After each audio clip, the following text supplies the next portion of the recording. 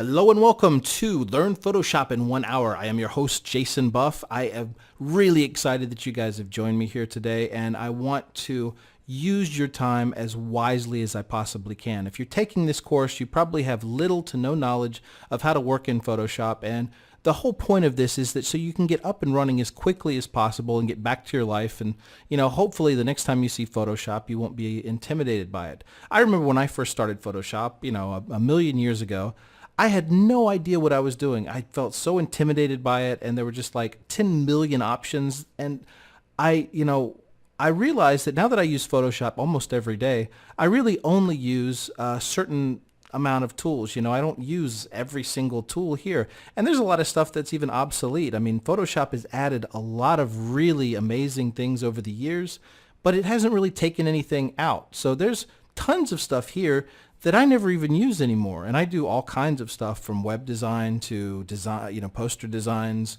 whatever, you name it, picture manipulation and blah, blah, blah, photos, and you name it, I do it. So the first thing that I want to do is look at this layout. This is basically what you're going to have when you open up a new document in Photoshop for the first time. And it looks fairly intimidating. There's just tons of stuff going on up here and over here and over here. So let's make it simple, and let's just use what I use. The first thing I would do if I was going in and going to, do my thing is I would grab the toolbar and click this guy right here. And this is the way that Photoshop used to look a bazillion years ago. So call me a dinosaur if you want. And then the only tool out of all this junk over here, the only palette that I really care about is the layers palette, or the panel. Okay, sorry. The layers panel. And these, let's grab this and just get it out of here. We don't need all that junk, okay? Let's clean off our desk. Now we have our three essential elements, okay? And this is the main thing that I use: the layers panel, the tools, and obviously the canvas. Okay, we're going to spend a lot of time talking about the layers panel. The layers panel is absolutely where Photoshop's power comes from, combining layers, doing all kinds of things. So let me just show you real quick what the layers panel is, so we have it, and then the next few classes we're going to concentrate on how to use the layers panel. Okay, so I'm going to go down here and just click a bunch of different new layers, and you'll see layer 1, layer 2, layer 3. And what's going on here? The layers are stacked one on top of the other. So here's your background. Here's like the piece of paper that's on the bottom. And let's draw something. I'm going to go over to the tools panel, and I'm just going to draw a circle. Okay, and let's click on the colors, and I'm going to just choose blue. Okay, so let's just create that. And now let's go up to the next layer. Click another color. Green. Okay, cool. Draw that on. And now another one. Let's do red. All right, there we go. Now you can see everything is stacked one on top of another, okay? And that is how all of Photoshop works. It's just one big stack of things, one on top of the other. If you want to move something, you can move this underneath here. You can move the green to the bottom. You can, click on the arrow over here and move everything around. This is the key to Photoshop, is that layers interacting with each other, one on top of another. Some layers are transparent. Some layers have, ways of blending together. Let's say, for example, don't worry about, we're going to get into this later, but overlay, this is going to overlay this, and then this layer is going to be transparent, whatever, and it's just like, it's a combination. It's the way that you use your layers is how you're going to create your documents, the way you're going to work with photos, the way you're going to work with web documents, whatever. But just this simple concept is going to inform how Photoshop works, okay? Now the first thing we're going to start talking about is layers. So I don't want to waste your time. Let's go and talk about layers.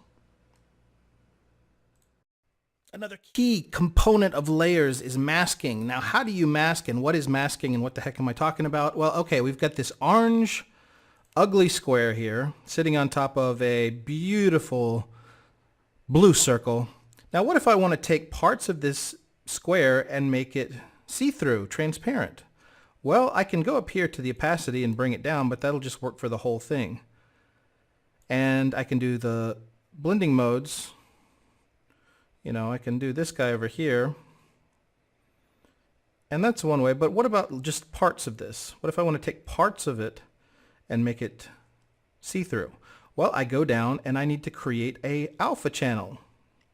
Okay? And an alpha channel is the channel that shows you where you see the layer and where you don't see the layer. Okay? Where it's invisible and where it's invisible. So I go over here and I click this. And you can see I can select this side or this side. When I click on this side, everything over in the colors becomes black and white because you can only use black and white on the alpha channel. So let me get a brush here and you'll see I'm drawing in black. And everything I draw on there is going to make that part of this picture invisible. And it works for grayscale too. So if I do if I draw a gradient, I just grab the gradient. You know, you can choose what kind of gradient you want. So let's do that. See? You get a really nice blend from black up here, which is totally invisible, to white. And slowly going from black to white, it gets more and more visible. And you can do the same thing on every layer. So let's do this on the bottom layer with this, what is that? The oval too. Okay, I'm going to take the gradient over here and drag that across, and you can see now I'm dragging it, just playing around.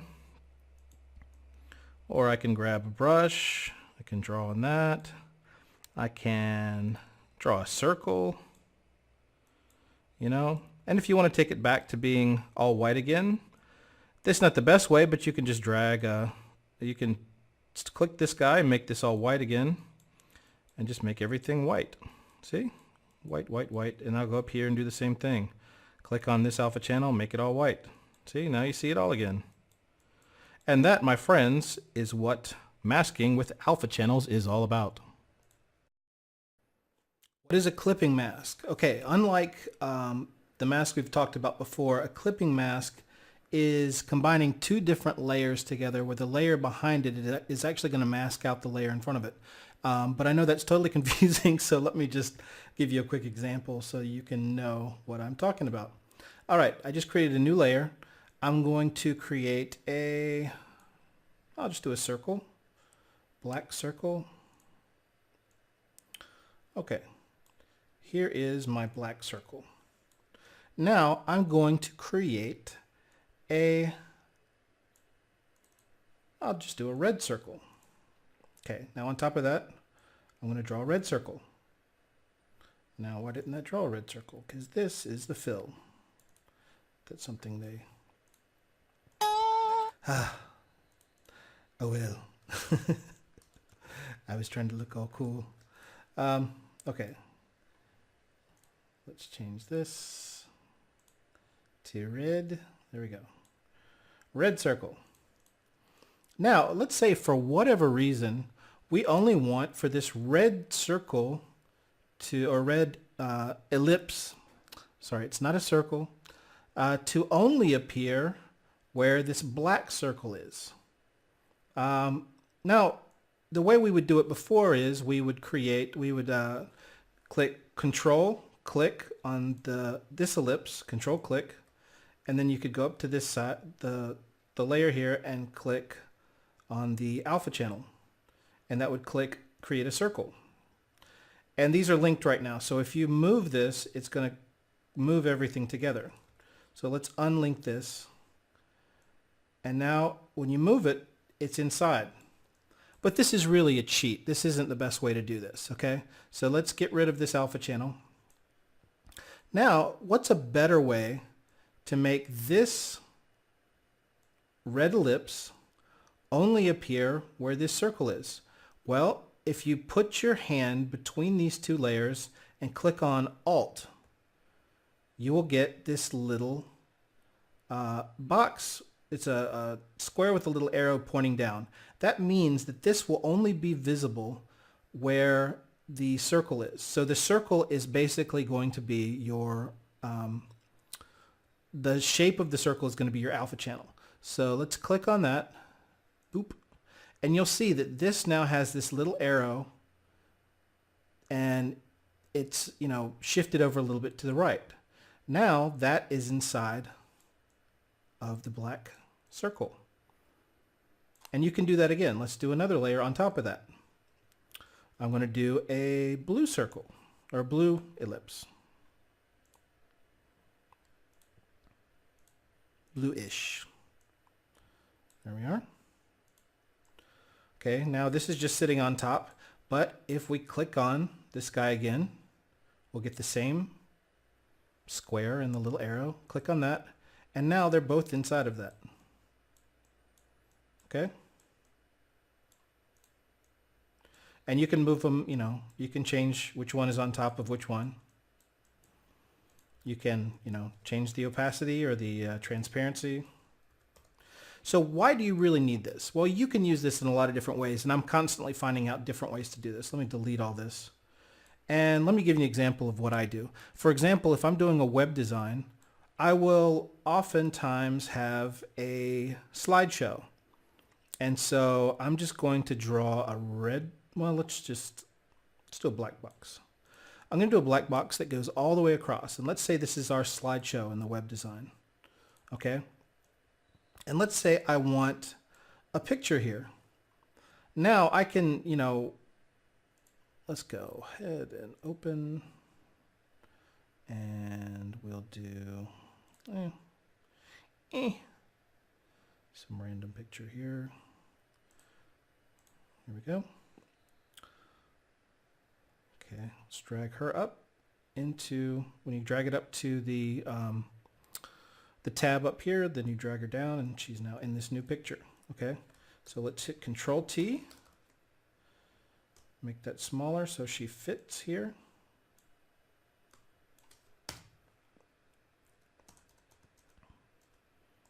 Okay, now if I only want her to appear where that slideshow is going to be, I can just click on this guy again, and she will only appear where this black box is. Okay, if I move the black box around, she'll appear there. So, you know, you might notice that that looks very similar to the parallax stuff that you do in web design. Now you do that with, you know, different things. You don't really do that in Photoshop. But, you know, then we can have, we can design our website and then kind of move her around, and she'll always appear in that area. If we need to move down the box a little bit and design on the top, we can move that down a little bit. So you can see how that really is kind of a fun way to, you know, mask things out. Another thing that I'll note on this is that any effect that you add to this back layer will affect the layers that are inside of it. Okay? Now, let's say, for example, you want to add a little box over here to the right. And you want to use that for text or something. Right now that's floating on top of everything. But if you add that, you know, put that in the same layer mask, click on the middle guy. Now this will just appear inside. And then you can add text over there. You can move this around a little bit. You know, you can change the opacity here. And so anyway, that's just kind of a introduction to layer masks. There's a lot of stuff you can do with it, but I didn't have it on here before, and I wanted to make sure you guys knew what that was. All right, that's it for now. Another key concept with layers is opacity and blending modes. So opacity, you already know. It's very easy. It's basically just, okay, you know, I'm going to work, I've created this little graphic that's sitting on top of this picture here, okay? Now I'm going to go up to opacity and bring that down on the top layer here. And obviously it just makes it, you know, 100% opaque or 100% transparent. No real surprises there. But right here is a really important tool called the blending modes. And it says normal right now because it's just sitting there on top of the layer. It's one layer on top of another layer. And they're sitting there completely like they're just pieces of paper, like I said before. Okay, so now what happens if we want to change the way this layer interacts with the layer below it? For example, what if we want only the dark parts of these images to be seen? Okay, so I'm going to go up here, and you've got all these options, and I don't want these to scare you because you only need to know 3. for this phase, okay, for just learning. I only use multiply, screen, and overlay. So let's see what these things do. If I do multiply, what happens? Haha! Okay, now multiply means that all the dark parts of the image are showing, okay? And as you get lighter, it disappears. Now what happens with screen? Just the opposite, okay? Now all the light parts of the image are showing, and the darker it gets, the more transparent it becomes. Now let's try overlay. Very interesting. Overlay, what does that do? That makes it, basically makes this top layer like a film on top of the layer below it, okay? So you see through it almost like it's kind of like putting a 35 millimeter film or a transparent image on top of the image, okay? So everything that is gray is has disappeared, and then we see our white and dark values, but they look almost like a film on top of it. Now all of the other options here are kind of different variations of these, and you've got like one that's got, will make everything in the layers below it look a certain color and the saturation and blah blah blah, but just for right now I just want you to focus on those three. Now let's very quickly put these things into work. With just what we've learned already, you can actually do a lot. So let's look at this. I've got 4 images. We've got this light bulb image that we saw before. I added a lens flare, and we have another image that's just this texture. You can take textures from anywhere, from like the sides of buildings or whatever. You know, it's nice to kind of start collecting textures because you can add them to your files really, really easily. You know, like old paper or metal or concrete or whatever, and you can find them everywhere online too, but I'm constantly using those just to add little effects. And now the final one is this cool little swervy thing. These are all just stock photos from various places that, once you work as a graphic designer, you just get memberships at different places. I think this is Dollar Photo Club that I use a lot, and then there's freeimages.com or .org. But anyway, there's just do a Google search for free stock images that have no attribution. Okay, that's important. Okay, now let's say, for example, I want to take this image of the lens flare and only have the white parts go on top. I want to have it look like it's coming from this light. Let me click on this guy.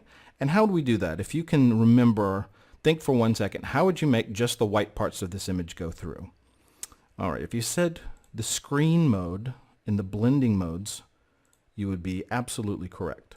So let's move this down, and I'm just clicking on the layer with the select tool, this guy right here, just clicking on it and moving it around, and I'm going to put it kind of over this image. I don't want to put it in the middle because that just looks a little, it doesn't look right. So I'm going to move it over to the side and make it look like this light bulb is glowing a little bit. Okay. Now the problem we run into is, now that I've moved this layer, you see this line, and it means that there was just a little bit of white information here at the edge. So there's a couple of ways we can change this, but the way that we've already learned how to do it is to go down to our layer mask, click that, when this is selected, click on our layer mask, okay, and then we're going to click the brush tool, which we're going to talk about later. And you can change the brush. I'm going to tell you real quick. We'll learn about this all later. Don't worry about it. But in order to change the size of your brush, you want to click curly brackets right or curly brackets left, and that will change the size. You can also change how hard or soft the brush is up here. Okay, this is a palette, but we're going to get to all that later. This is just to give you a demonstration of the layer mask. So we're going to go over here. And don't worry about that. We're going to just color this part in with black. So now it blends together. You don't see it anymore. That line is gone. And a lot of Photoshop is just blending things so it looks right to your eye. Now moving right along, let's go up one layer, and we have this guy. Now what do we do if we want to add this texture to the image? Well, probably the best 2 ways that we have right now would be multiply, which would take all the dark information and put it over on top of this, or overlay. Okay, now I think overlay works pretty good, but it doesn't work when it's 100%. So what I'll do is I'll go over here and I'll take down the opacity. And you can see that it's going to just add this texture on top of the image. Okay. Now, multiply actually does a pretty good job. So you could do multiply and see if you like that better. There's no right or wrong. But I just want to show you what these things do. And now let's go up here to this guy. You know, we'll leave that. I'm not crazy about that, so I'm going to turn that off.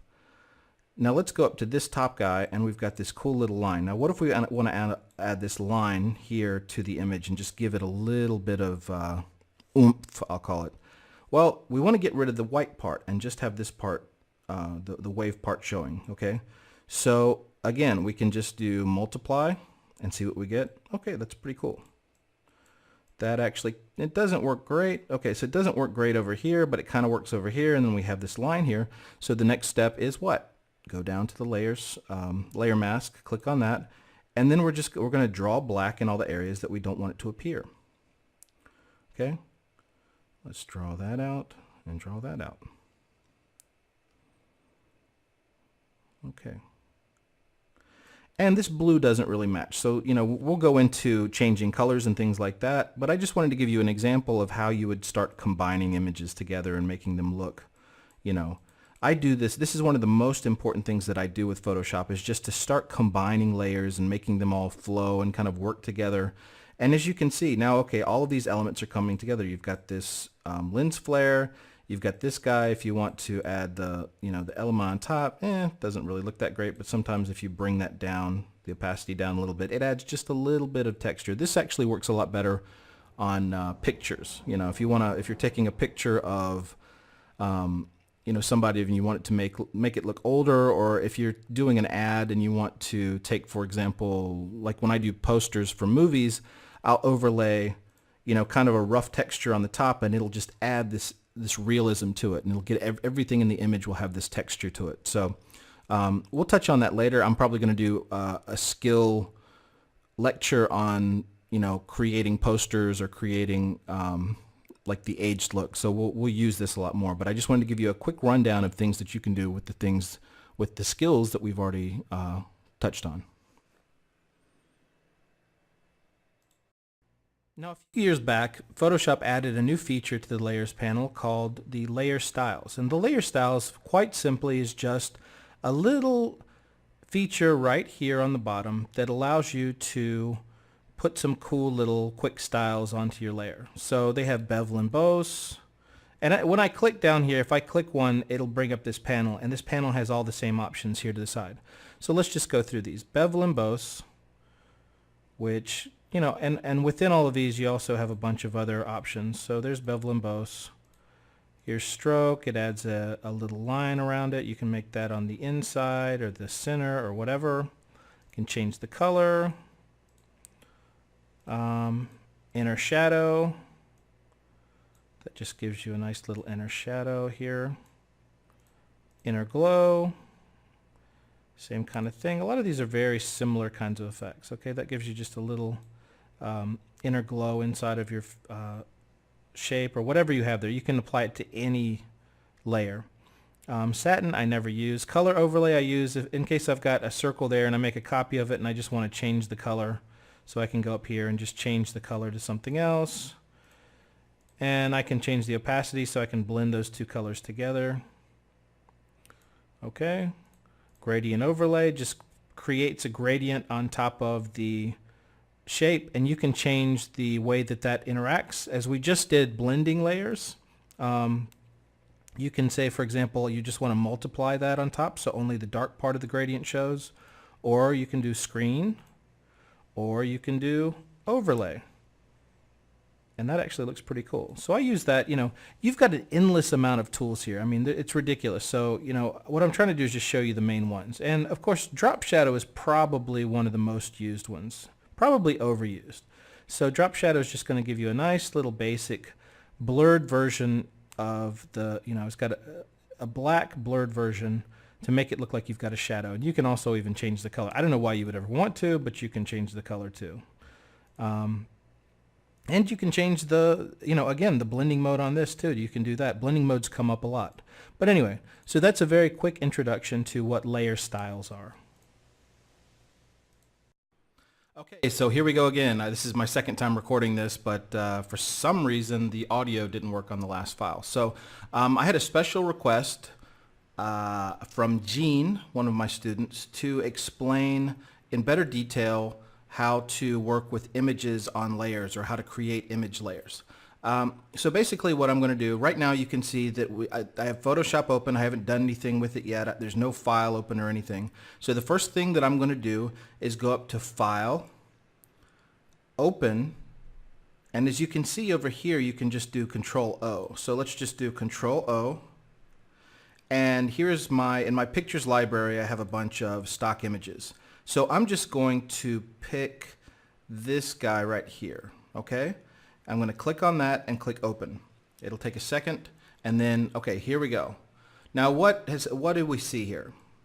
We now have the one layer that is the background image, and it starts out with a lock here. That means that this layer is locked. Photoshop always locks the background layer just because you have to have at least one layer to have a Photoshop file, but you don't really need that, so we can just drag that and throw it out, okay? So your Photoshop document, when you open up a picture like this, your Photoshop document is the same dimensions as the picture, okay? So if you look down here, you can see it's 25%. This is actually a high resolution file. So if we click Control plus, you can go in there, and this is 100%. So this is showing the resolution on the screen at 100%, okay? And that means that, for example, if you have a picture that's 300 dpi, dots per inch, that means that when you print, the actual resolution of the image is going to be higher than that of your monitor. So if your monitor is 72 dpi, which most of these monitors are, you know, you have to shrink down the image to see the resolution. I hope that makes sense, because if this is very high resolution, if you're going to see it at full resolution, it's going to be bigger. Okay. Now, let's say that we want to create a header for a Facebook page, and we want to use this image. How do we do that? The first thing we would do is go up to File. We would need to create a new Photoshop document. Now you'll notice one thing up here. This is a tab, okay? Now you can work with multiple files, multiple Photoshop files inside of the program at once. It's like working with, you know, internet browser. You can have multiple pages up at once. So if you open up another file, you're going to get another tab right here. So let's do that. File, New. And I'm not sure what the dimensions are for Facebook, but I believe it's around 850 wide, width by something like, let's just say 400. When you put upload a file to Facebook, it'll resize it for you, so it's not absolutely essential. Resolution 72, because it's going to be a web graphic. Color RGB, all this other stuff is fine. Okay, and we're going to name it Facebook header. Okay. All right, that looks doesn't quite look like the right size, but whatever, it doesn't really matter. This is just a demonstration. Okay, now you can see again, we have this lock here, and we have a white background. You can have, there's different options, so you can open it with different colored backgrounds. It doesn't really matter because you're going to fill everything in anyway. So I'm just going to leave that the way it is. Now I'm going to go back. You can see we have our tabs here, so I'm going to put tab on this one. Now I'm going to left click with the mouse and drag this over. Now if this was locked over here, you couldn't do this, but now you can drag it, and I'm going to drag the mouse up to this tab, and now you can see it changes to the other document, and I'm going to pull it down, and now you can see that this image is on layer 1, and you still have the background. If you click on the eye, you'll see the background. But what you'll notice now is that this picture is fairly small, okay, because this is 100% resolution. So what I'm going to have to do is hit Control T, and I can scale back hitting Control minus, minus, minus, minus, minus, minus. Okay, and you can see how much bigger that image is than the canvas that we're working on. So I'm going to go up here to one of the handles. You can see when I grab the handle, you can see the arrow changes, and I'm going to click on that and start dragging it towards the middle. Now if I hold my hand on Shift and Alt, it will make sure that the image doesn't distort. It stays the same dimensions, the same height dimension by the same width dimension. Okay, so I'm actually just clicking on Shift as I do this. And you can always, you know, as I've said before, you can always just hit Shift, Control, and Alt. They give you different options within the same tool usually. So now that it's this size, I'm going to click Enter. There we go. And I'm going to click Control plus, and get this to 100%. And now I can move this picture around. Okay?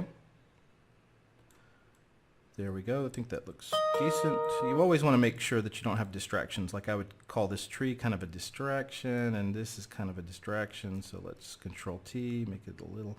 You never want to make something small then bigger, but just for the sake of time. And another quick rule, whenever you're working with photos, you want to use the rule of thirds, which means there's an imaginary line here, an imaginary line here, and then 3 lines across. Okay? So if you do actually, sorry, 3. You want to do 3 lines across, then 3 lines horizontally, 3 lines vertically. So you want to generally try to either put your horizon on the bottom line here or put it up like this on the top line here. Okay? Just a quick tip. All right, now we have this image layer, and we can bring in more images if we want, okay? And let me show you another option. I'm going to go to a website. One of my favorite websites for getting free images is called freeimages.com. So let's go to that. Here we go. freeimages.com. And I'm going to put, let's just say, I'm going to search for a dramatic sky. There we go. And you actually have to be a member here. So here's, you know, but, you know, just go ahead and do that. And it gives you all these different photos. Always make sure that, look on the copyright for these images to make sure that, you know, you're using an image that's free to use. But most of these are free. So let's just pick out some, you know, okay, let's click on this guy. And now it's going to give us, when we click on this, like, see, it says standard restrictions apply. So you can use it. I'm going to click on it, and it's going to download this gigantic image in my browser. Now all I have to do is right click, copy image.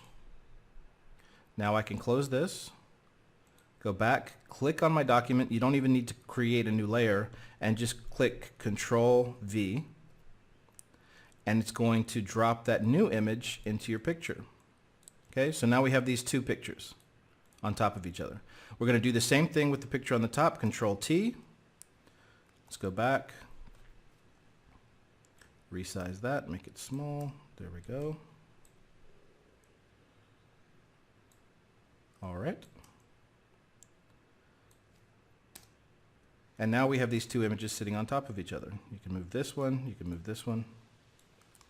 Okay, now, if you want to, one thing that I do a lot of times to make my pictures look a little better is I replace the sky. So I'll do a really quick version of this, even though the sky in this picture is actually nicer in a lot of ways. So let's just create an alpha channel. I'm going to click down here, and then we're going to paint. Going to grab the paintbrush, make sure it's black, and just paint through here. And we can hit the curly brackets right and make our brush small, and start just kind of making sure that the paintings, the buildings don't have anything. There we go. And that, I mean, this is just down and dirty kind of quick, but you know, you can see we've added a little bit of sky there. And of course, like with everything, you can go here to the adjustment layer and change your curves. Let's do that. And that'll adjust everything. And one of the things that works really well is to put adjustment layers over a series of different images, and it starts making everything look like it's from the same picture. You know, a big thing in Photoshop is blending and making sure everything looks like it has this, that it was taken in the same picture, you know, that it's not sticking out. I'm going to do my little yellow thing here, and then I'm going to desaturate this a little bit. Hue saturation, just take down the saturation a little bit. Okay. And then we could put some text on top of that. Let's do another layer. when you click on the text button, or the type tool as they call it, then we can do Facebook. And as you can see, okay, what's happening? It's not writing. Well, look up here. It's 312 point. That means it's huge. So I'm going to, let's pull this down, see if you can see a letter. Yeah, that's just absolutely huge. So I'm going to click off the type tool, hit the type tool again, but I'm not going to select it. And now I'm going to change this to 30. There we go. Oops.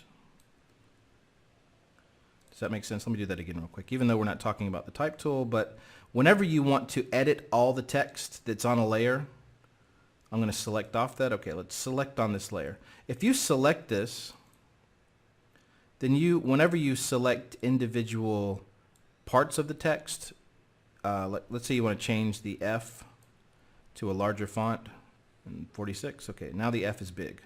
But if you want to change all the text on that layer to be the same, you would deselect it, select it again, but don't select the text, don't click on the text, and then you can, it'll give you the adjustment, so you can select the size that you want. And you can actually do that for multiple layers too. If you've got a bunch of layers of text and you want to change them all to a different font, or change all their colors or whatever, you can do that. So, but that's not image layering. Sorry, I got distracted. Okay, so here we go. Those are the two main ways. And also remember, if you're, let's say we're editing this image again. Let's go back over here. I just clicked on the tab up here, and I'm going to hit Control-Alt-Z, so it goes back to the middle, back to where it was. If I have, let's say I want to do the adjustment layers over here. So I'm going to do curves and boost up the, let's see, just play with it a little bit over here, make, change my colors a little bit. Okay, now I've got that adjustment layer. If I want to, I can bring both of those layers over into the other document, okay? And this is something that's really pretty powerful. You can, and even if you've got a bunch of adjustment layers, let's say you've got that, and then you want to desaturate it a little bit. So let's desaturate, where is that? Hue saturation. Desaturate it just a little bit, and then you want to, who knows, we're going to change, let's do the color balance. We'll do the color balance, and we're going to take all the shadows and make them kind of bluish, and then we're going to take the highlights and make them more yellowish. It doesn't look great, but whatever, and then we'll adjust the opacity on that to 50. And you can take all of these, you can hit Shift and select them all. I'm just clicking on that and then clicking on the layer 0, and it selects all those. And now I can drag them all back over into this new document, and you see it dragged all of the adjustment layers with the picture. Okay, now that's it for image layers right now. If there is anything that anybody has questions about, let me know, and I will address them and make a video and help you figure out whatever you're having problems with. Thanks, guys. Okay, now here's a very quick introduction to brushes. Brushes are very, very powerful, but I'm only just going to brush the surface. Oh man, I've still got it. Okay, so here we go. Right here is a very important little box, right? Okay, and this shows us the properties of our brush. Okay, now we can change the hardness or the softness. So here is, and the size of the brush, obviously. So let's make a medium size brush, and I'm going to set the hardness to 0. There you go. Now let's go up and change the hardness to 100. And so you kind of get an idea of what that does. What you might not know is that there's this palette right here, the brush panel, and that gives you an incredible amount of, well, as you can see, it gives you an incredible amount of options when it comes to your brushes. And you can start seeing here all these different brushes, all the different kinds of brushes that you can choose from. And these are, really great for creating using Photoshop as like a canvas, if you want to paint, if you've got a Wacom tablet and you're actually painting, and a lot of people do that. That's not something that I do, so I can't really talk about that. And that's a little bit complicated for this class, okay? Look at that, isn't that cool? So there's all kinds of, shapes here that you can choose from. And this is kind of vaguely related to, look at that, that's cool, isn't that nice, a leaf? This is all vaguely related to the shapes as well. So I want to just go through some of the dynamics that you can use here. Now let's pick something a little more, and you can import stuff here. You can find shapes all over the internet, and you can, import them in. Okay, let's say I've got leaves here, and I want to create leaves on a picture, What I can do is I can take these leaves and I can start changing the dynamics on it. So look right here. This is going to show you what the dynamics are and how they're going to render when I use the brush tool, okay? First of all, the spacing, the amount of space between each one. I'm going to make that a lot bigger. I'm going to make the actual leaves themselves bigger. Now I'm going to go to scattering, and I'm going to change that. Let's see what we've got so far. Let me make a scattering. See, that just scatters them all over the place, but they're still all exactly the same. So what if we want to change them and make them look like they're kind of following? Let's do size jitter. What does that do? Let me go Control Z, size jitter. Okay, that makes the sizes different. Now let's do minimum diameter jitter. Okay, that doesn't really do a whole lot. Let's do angle jitter. Whoa, okay, now that's getting cool. Angle jitter is making them go in all different directions. Now let's try roundness jitter. What does that do? Okay, now we're rotating the leaves so they look like they're going on in different directions. Now I'm not going to go any further with this because there's a ton of different things you can do here, and this is very advanced stuff. We can go into this with the more advanced classes. But, I just want you to understand the power of the brush tool and, what the basics are, okay? Because the brush tool, I use it a lot, okay? So that's it for the brushes tool, and we will start with the type tool next. All right, folks, this is going to be a doozy, so I really want you to pay attention here to adjustment layers. Not only do we have to talk about what adjustment layers are, but every single adjustment layer is fairly complicated. So I just want to focus on one or two different adjustment layers that I use, okay? So let's talk about what are adjustment layers. It used to be, let's say, for example, if you wanted to change the things like saturation or the contrast or things like that, you would have to go up here to Image, Adjustments, and get one of these guys up here. So let's say, for example, you want to play with the hue and the saturation. So you would click Hue and Saturation, and you would go over here and get this little window, and you could play with the hue and saturation. So basically adding more saturation, making the image lighter, making it darker, changing the color balance so that all of the colors shift, or making everything one color. You could just kind of like do all these different effects. I don't really use this that much. There's about a million ways to do the same thing. I don't really use the hue and saturation thing, except for to desaturate sometimes. Anyway, but once you finished with this guy and you said, okay, forever and ever and ever, those changes would be there. You would never be able to change them again, okay? You can't go back and say, oh, well, that looks terrible. Let me go back again. So let me hit Control, Alt, Z, and I'll go back to that. So what happened?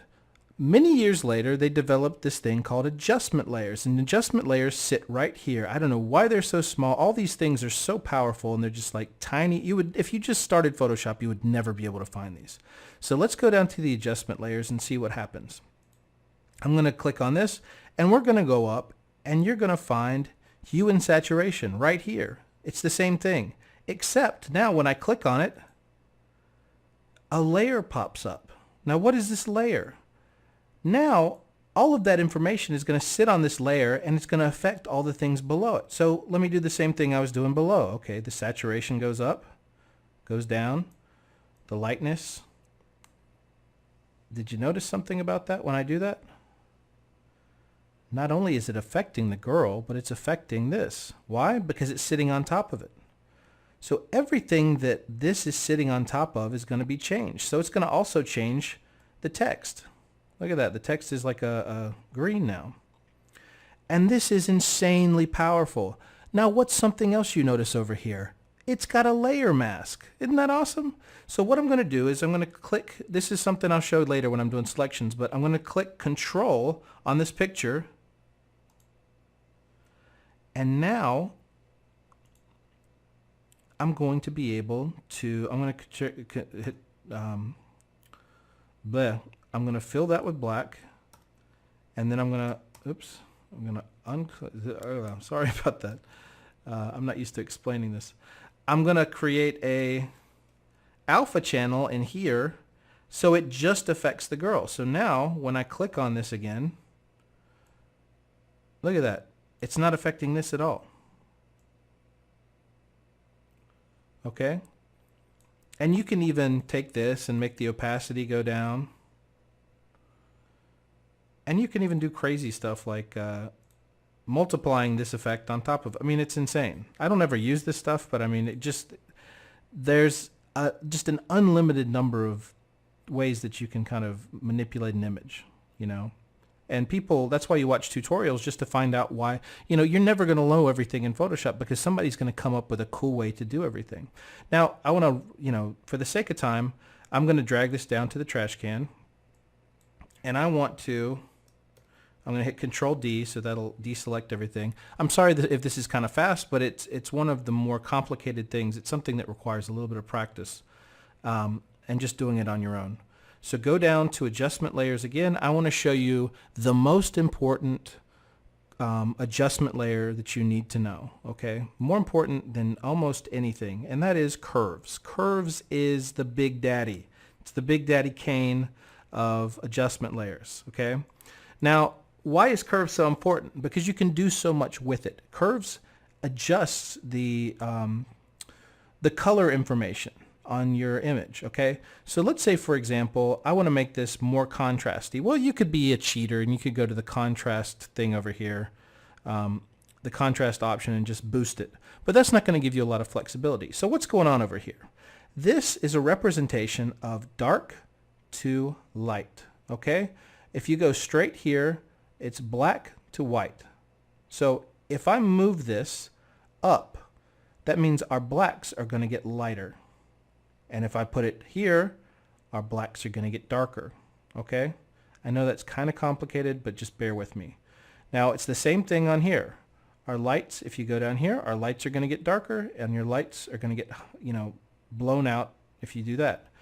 Now, if you want to do a contrast, adjust the contrast, what you want to do is boost the dark and then boost the light, and you're going to get a more and more contrasty image. But the difference between this and just a simple, you know, hitting contrast is the level of adjustment. So you can get in there and really adjust exactly where, you know, how bright you want things to get. Now let me talk about something else that's absolutely key with these. Not only can you adjust the light to darken the whole image, but you can pick the RGB values and how those individual colors will be affected. So let's go to blue. One of the things that I love to do is boost my dark area, boost the blue part of my dark area, and then drag right here down below so that goes into the yellow area. And if you look at this image, you start to see, wait a second, this is actually looking pretty cool. I mean, at least to me. This is something that I do on almost every picture. Is I boost the dark value, the blue and the darks, and I take this down. And you're getting more of like an Instagram look now, okay? Now, what if I go to red? I'm going to take the red, and I'm going to raise that just a little bit. And now you're starting to get this cool vintage look. And this is something that I do all the time. And I just want to show you this because this is really kind of advanced. But I want to show you how easy this stuff is further, further down the line. Okay. So now we can take that. We've got this curves layer, and we can take it off, put it back on, and then we can do that again. We can even take it down and copy it, and it's going to be double. We have 2 of these now. And then you can take this and you can add, for example, let's see, what are we going to do? There's another one called the channel mixer that I use a lot. So we have a channel mixer, and we can take all of the, we can start messing with that, and that's going to affect the image as well. I don't care that much about the channel mixer. I don't care about you. But I hope that I've given you an explanation of basically what adjustment layers can do. If you just want to do something simple, let me shift click these 2. And I'm going to go and I'm just going to click the, not hue saturation, brightness contrast. If you just want something, a really simple way to increase the contrast, just go to the brightness contrast and go up with it. See? But that's kind of boring. All right. Well, for the sake of time, I'm going to keep moving, but I hope you have a good idea now of what adjustment layers are. When you start working with pictures, if you're doing posters or you're dealing with, really intense pictures, one of the final stages is going to be adding adjustment layers to the top and really fine-tuning your image.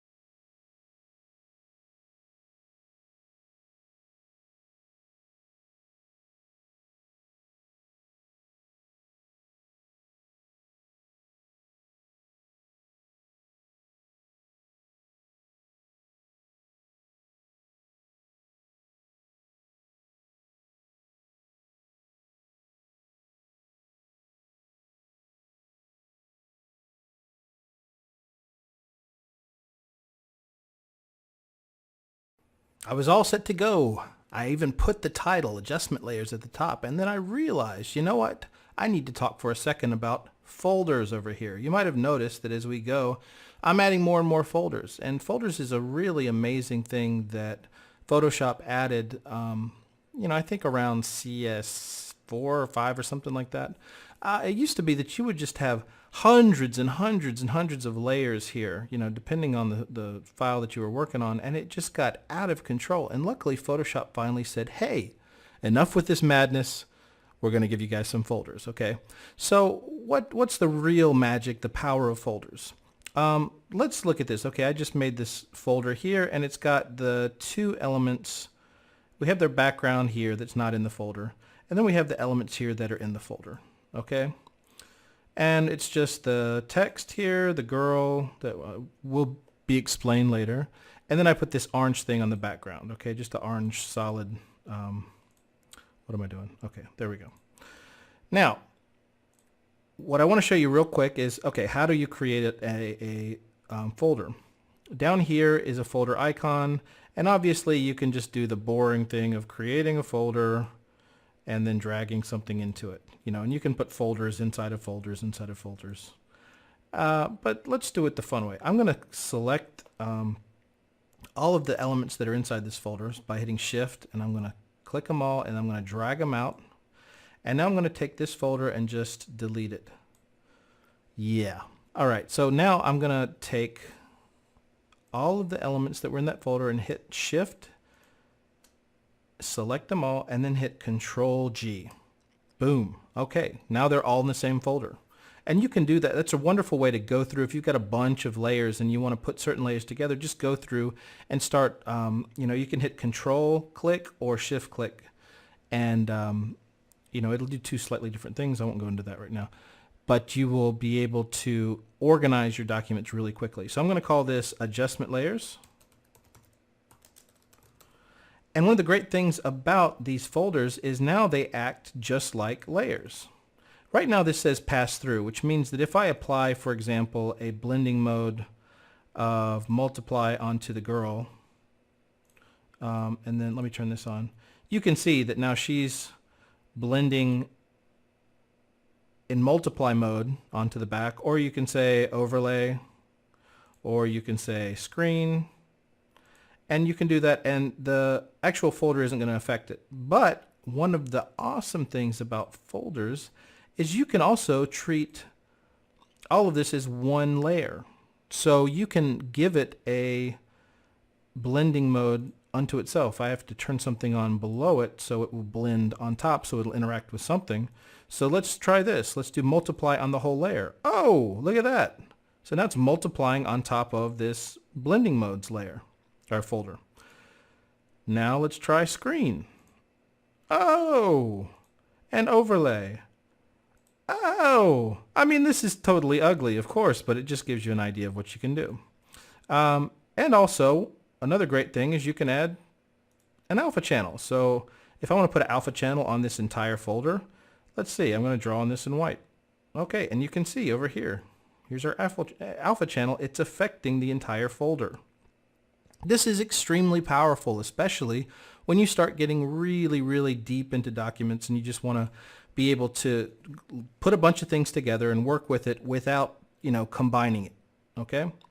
And this goes into the topic of destructive and non-destructive. We want to always keep our document editable. We want to be able to go back and change things if we want to, instead of just combining things together, okay? And we'll talk about that later. But for now, that's just an introduction to folders.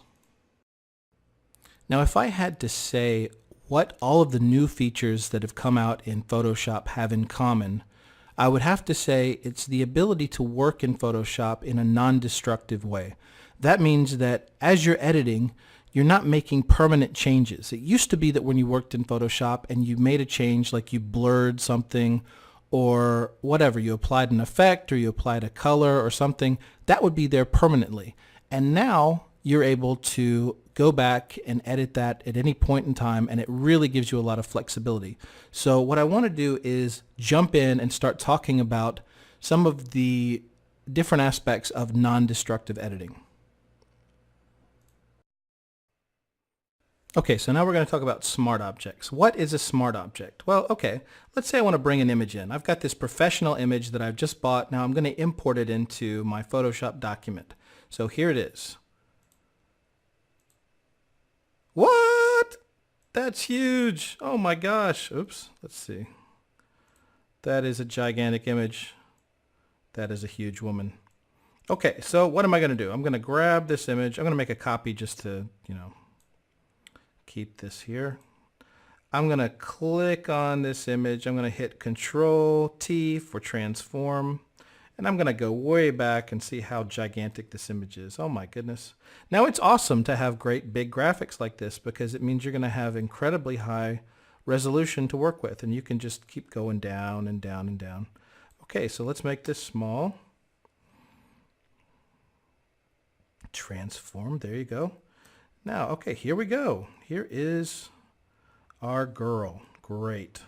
Now, okay, well, this is kind of big, so let me make it kind of small. I'm going to put it over here and just, okay, well, oops, that's too small. Let me just make that big. I'm going to put this over here. Okay, let me make this a little bigger.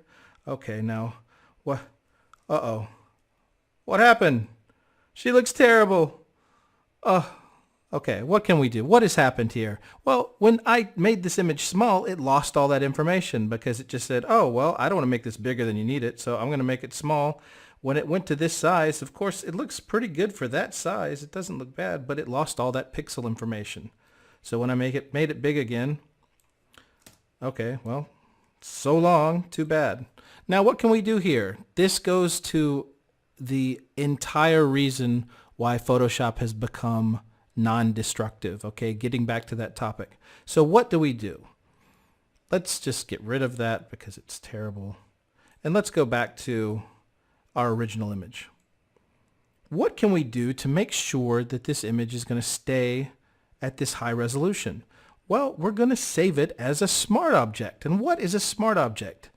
It's a really awesome thing. Smart object, look, now it's got a little thing here. It means that we're no longer editing this picture. We're not touching the picture. We're touching a reference of another file. Okay, this picture is now stored somewhere else. Okay, the picture is stored somewhere else. Just don't worry where it's stored, but it's stored somewhere else. If you click on it twice, if you go over here and click twice, it'll take you to the actual file, okay? But now all we're doing is working with the reference file. So if we make it small, let's do Control minus, Control T. Oops, this is such a big picture. Control T. This is not the best way to do this. This is just the way I do it.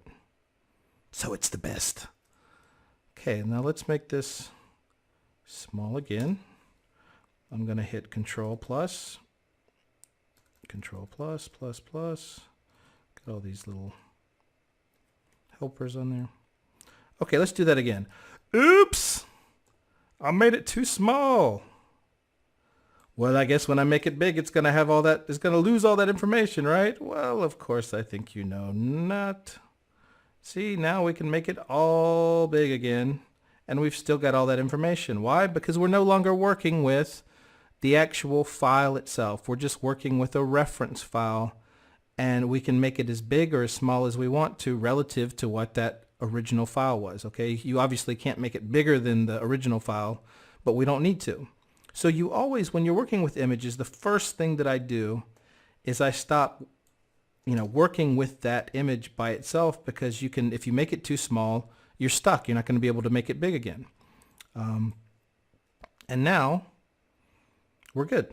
So there we are. Another key concept you need to know moving forward is what's the difference between raster and vector graphics. Raster are graphics that are created by pixels. So it's like if you zoom in on this, I'm going to hit Control plus, and if you just keep on, hit the space bar, move that over, let's getting closer and closer and closer and closer and closer. You can see that this image is created by lots of small little squares and pixels, okay? So we're going to zoom out from that. And this image over here is not created by dots. It's actually created by math.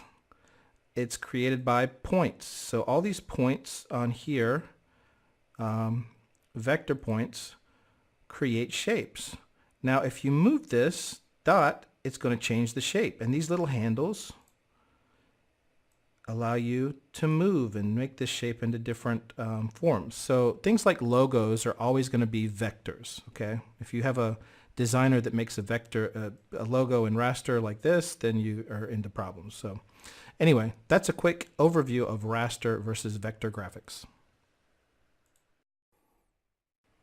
Now right now I want to focus on the tool palette, okay? And we're not going to spend a lot of time on here because there aren't a whole lot of things that you need to learn. There's just a couple of tools at this stage that you really need to know. One concept I want to talk about is selections. Now selections are how you choose different areas of a layer, okay? So I'm going to go over here. Usually you have the square here, okay? So I'm going to click on that and go down to the circle.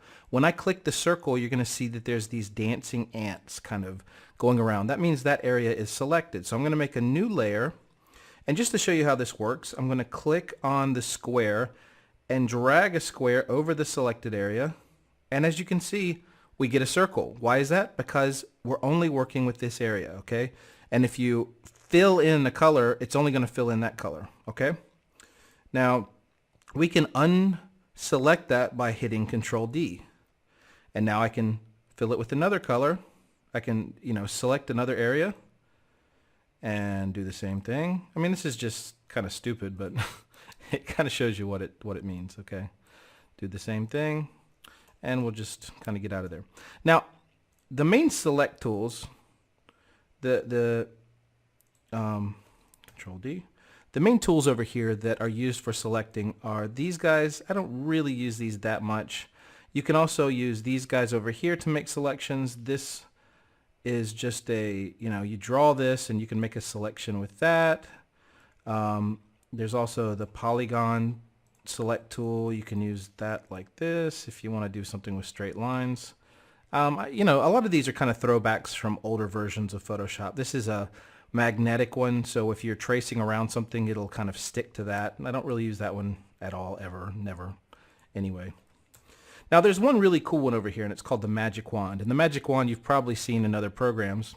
And this is another selection tool. Now how this works is this. Now I'm going to give you an example. I've got this guy here. Now this guy is not on a pure white background that covers the whole area, but he is on a white background. So here we are. Here's another picture.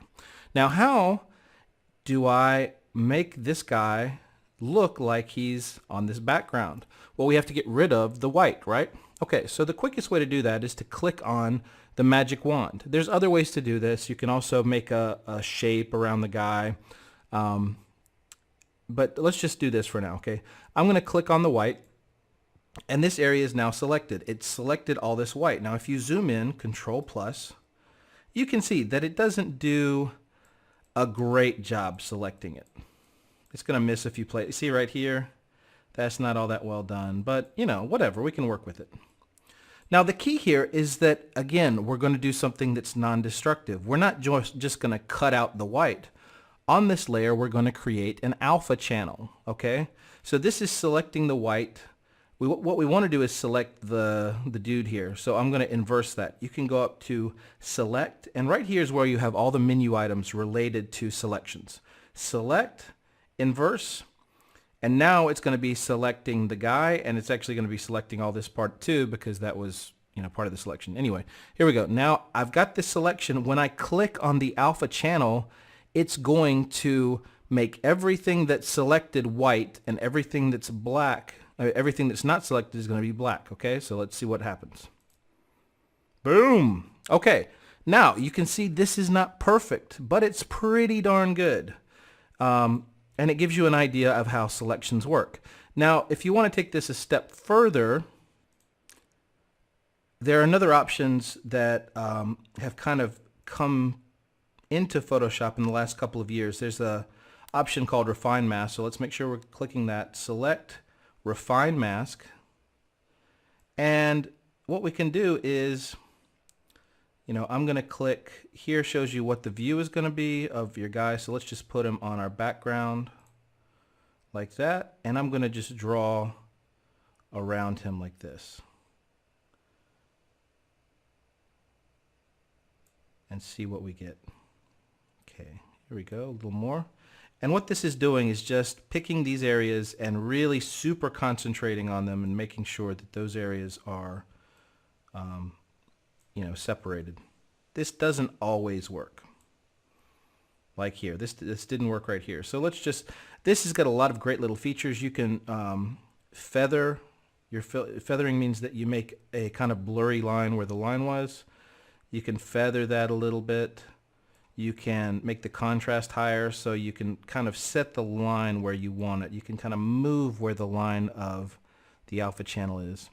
But you know, this is a little bit more advanced, so you can jump into this and play with it, but I just wanted you to know that that existed. Okay, so I'm going to click OK.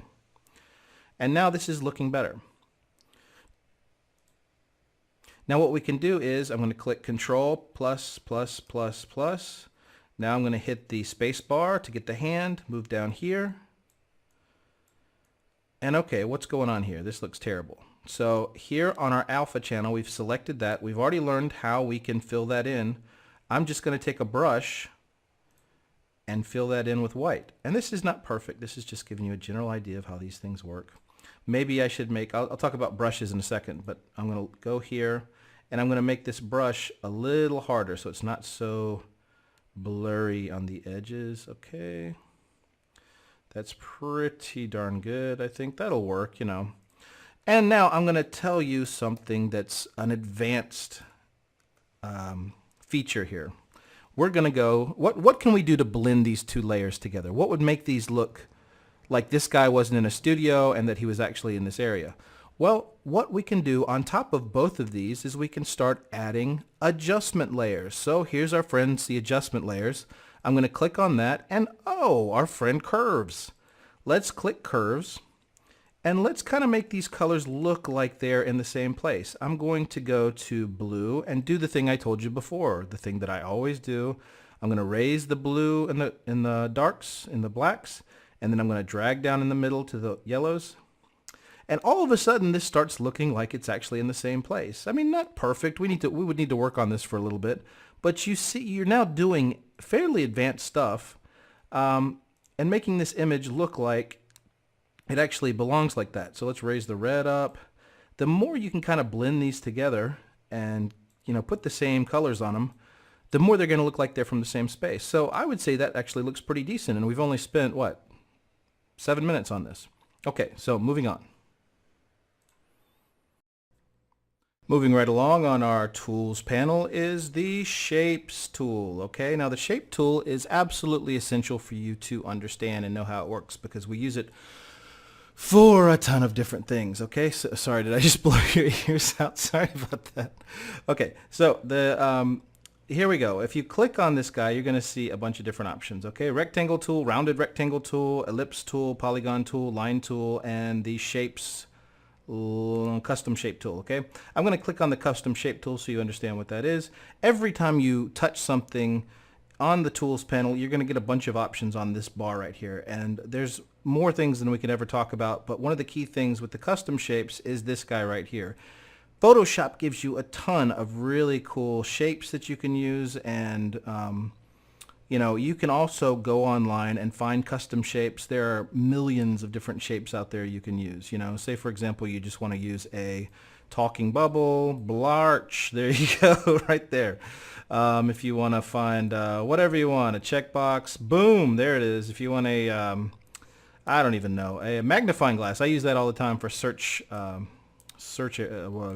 fields on websites. Boom, there you go. Now you're going to notice something about these guys. They all have anchor points all over them. See all these dots? That means what? That you can edit it. It's a vector graphic. Okay, so let's go over here and grab this anchor point and see what happens. Oh, yeah, you can edit that. Now, why did that happen? Can you do raster graphics as shapes? Of course you can. So let's start over. Let's get rid of these guys. And I'm going to talk about another subject now that we've gone through that. I want to talk about how the two ways that you're going to create a shape. One is going to be vector, boom, and one is going to be raster, boom. And they both work for two different things. Now I'll just delete these so you can see what I do, okay, just to create these. I'm just going to go here and I'll do a circle, okay? Another circle. I know you're tired of circles, but, you know, what do you want? Up here is very important for how you make your shape.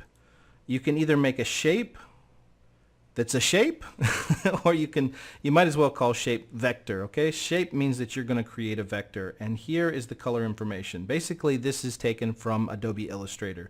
It works just like Illustrator, okay?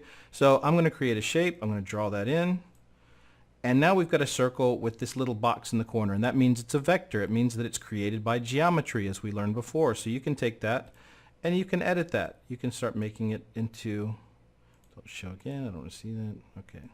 You can start editing that shape into whatever you want it to. Or you can take that circle, do the same circle, but this time draw it as pixels. Okay, and if you do it as pixels, you actually have to create your layer, an empty layer, and draw it into that. And this is created by pixels, okay? If you make it small, and then you make it big again, it's going to look terrible, because that's a raster image, a rasta image, as we call it. And if you make this really, really big, it's going to start looking ugly. Whereas if you can change the size on this, you know, talking about non-destructive, you can do vectors as big or as small or do whatever you want to with them, and they will always maintain their shape. They'll always be perfectly crisp because they're not made by dots, okay? Now, before I talk about vector shapes, which is going to be a larger topic, I want to talk for a second about why would you ever want to create a raster shape. And the only real reason that I ever use shapes in rasters is if I'm going to use shapes in the alpha channel. So let me click on my alpha channel here, and we can see we got our black and our white again. And I'm going to create an alpha circle that crosses here. So now we can see on this alpha channel, looks kind of like a little Pac-Man. So I'm drawing on here. What if I go up here and click shape and I try to draw into the alpha channel? Well, it just creates a shape. I can't draw in there. So if you want to draw a shape that's going to work on an alpha channel, it needs to be raster, okay? There's another option over here that I'm not going to go into yet because it's a little more advanced, okay? And that's a way to use vectors, but don't worry about it. It doesn't matter, okay? Now, I want to end this talking about vector shapes. Vector shapes are extremely powerful, and I want to show you just one of the really quick things you can do with them in order to manipulate them. Usually when you're working with vector shapes, the secret of a lot of logo designers is you're tracing things and you're creating shapes out of multiple shapes, okay? So let's say, for example, I want to create some sort of weird logo out of here, and I want to take out part of this image, and I want to make it transparent. Now, one way to do it is, of course, to put an alpha channel and just to start drawing on it, and that'll make it disappear. But that is not going to create a shape that is a vector shape, okay? The better way to do that is to take this shape and to start creating another shape on top of it that either adds to it or takes away from it. And let me explain what I'm talking about.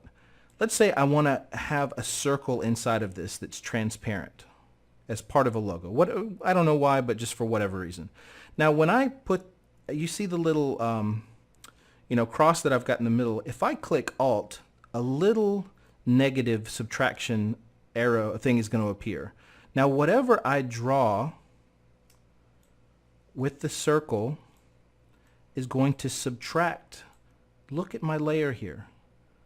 Everything that I'm drawing with the negative vector shape is subtracting from that, okay? And they're still editable. If I want to move those little circles, I can grab them and I can edit them. Or if I want to grab the whole shape, I can go over here, click the black shape tool, and I can move it around. Isn't that cool?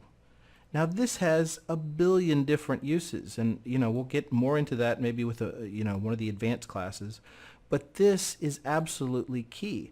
Another thing you can do is, if I want to just delete these, I can delete these. And if I'm going to see if you guys are following this, if this is too hard, or if you're following it, and I'll create some more tutorials to explain this a little bit better if it's not clear, okay? Just let me know in the comments. You can also add to the image if you want to. And you can add anything. You can go, let's go down to the custom shapes. And if you want to add I don't know, let's go crazy. Let's put a car, okay?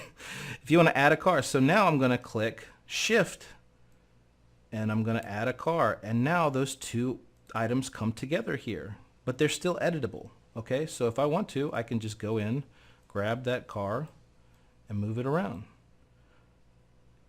And they're part of the same shape, okay? You can click a button over here and make them combine all of a sudden. Or you can just move the whole thing around if this is like moving the layer, okay? Or you can take that same car and click Alt and subtract it from the thing. See? There we go. I think my computer just had a heart attack. And then you can go back over here again and click that. And this is super powerful. This is actually fairly new in Photoshop. And you know, this is advanced stuff, but I wanted to show you because it's not brain surgery, whatever, nuclear science. It's actually fairly easy to understand. And so that you understand that this is actually transparent, I'm going to draw something underneath it so you can see.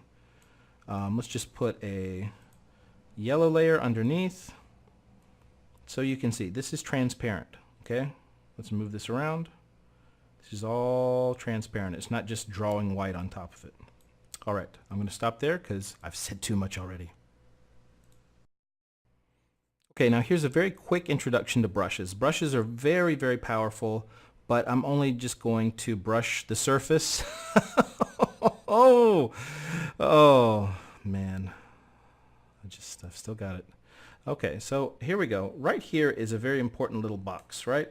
Okay, and this shows us the properties of our brush. Okay, now we can change the hardness or the softness. So here is, and the size of the brush obviously. So let's make a medium size brush and I'm going to set the hardness to 0. There you go. Now let's go up and change the hardness to 100. And so you kind of get an idea of what that does. What you might not know is that there's this palette right here, the brush panel, and that gives you an incredible amount of well, as you can see, it gives you an incredible amount of options when it comes to your brushes. And you can start seeing here all these different brushes, you know, all the different kinds of brushes that you can choose from. And these are, you know, really great for creating, you know, using Photoshop as like a canvas. You know, if you want to paint, if you've got a Wacom tablet and you're actually painting, and a lot of people do that. That's not something that I do, so I can't really talk about that. And that's a little bit complicated for this class, okay? Look at that, isn't that cool? So there's all kinds of, you know, shapes here that you can choose from. And this is kind of vaguely related to, look at that, that's cool, isn't that nice, a leaf? This is all vaguely related to the shapes as well. So I want to just go through some of the dynamics that you can use here. Now let's pick something a little more, and you can import stuff here. You can find shapes all over the internet and you can, you know, import them in. Okay, let's say I've got leaves here and I want to create leaves on a picture, you know. What I can do is I can take these leaves and I can start changing the dynamics on it. So look right here. This is going to show you what the dynamics are and how they're going to render when I use the brush tool, okay? First of all, the spacing, the amount of space between each one. I'm going to make that a lot bigger. I'm going to make the actual leaves themselves bigger. Now I'm going to go to scattering and I'm going to change that. Let's see what we've got so far. Let me make a scattering. See, that just scatters them all over the place, but they're still all exactly the same. So what if we want to change them and make them look like they're kind of following? Let's do size jitter. What does that do? Let me go Control Z, size jitter. Okay, that makes the sizes different. Now let's do minimum diameter jitter. Okay, that doesn't really do a whole lot. Let's do angle jitter. Whoa, okay, now that's getting cool. Angle jitter is making them go in all different directions. Now let's try roundness jitter. What does that do? Okay, now we're rotating the leaves so they look like they're going on in different directions. Now I'm not going to go any further with this because there's a ton of different things you can do here, and this is very, advanced stuff. Well, we can go into this with the more advanced classes. But, I just want you to understand the power of the brush tool and, what the basics are, okay? Because the brush tool, I use it a lot, okay? So that's it for the brushes tool, and we will start with the type tool next. Our next topic is going to be the type tool. The type tool is actually pretty self-explanatory.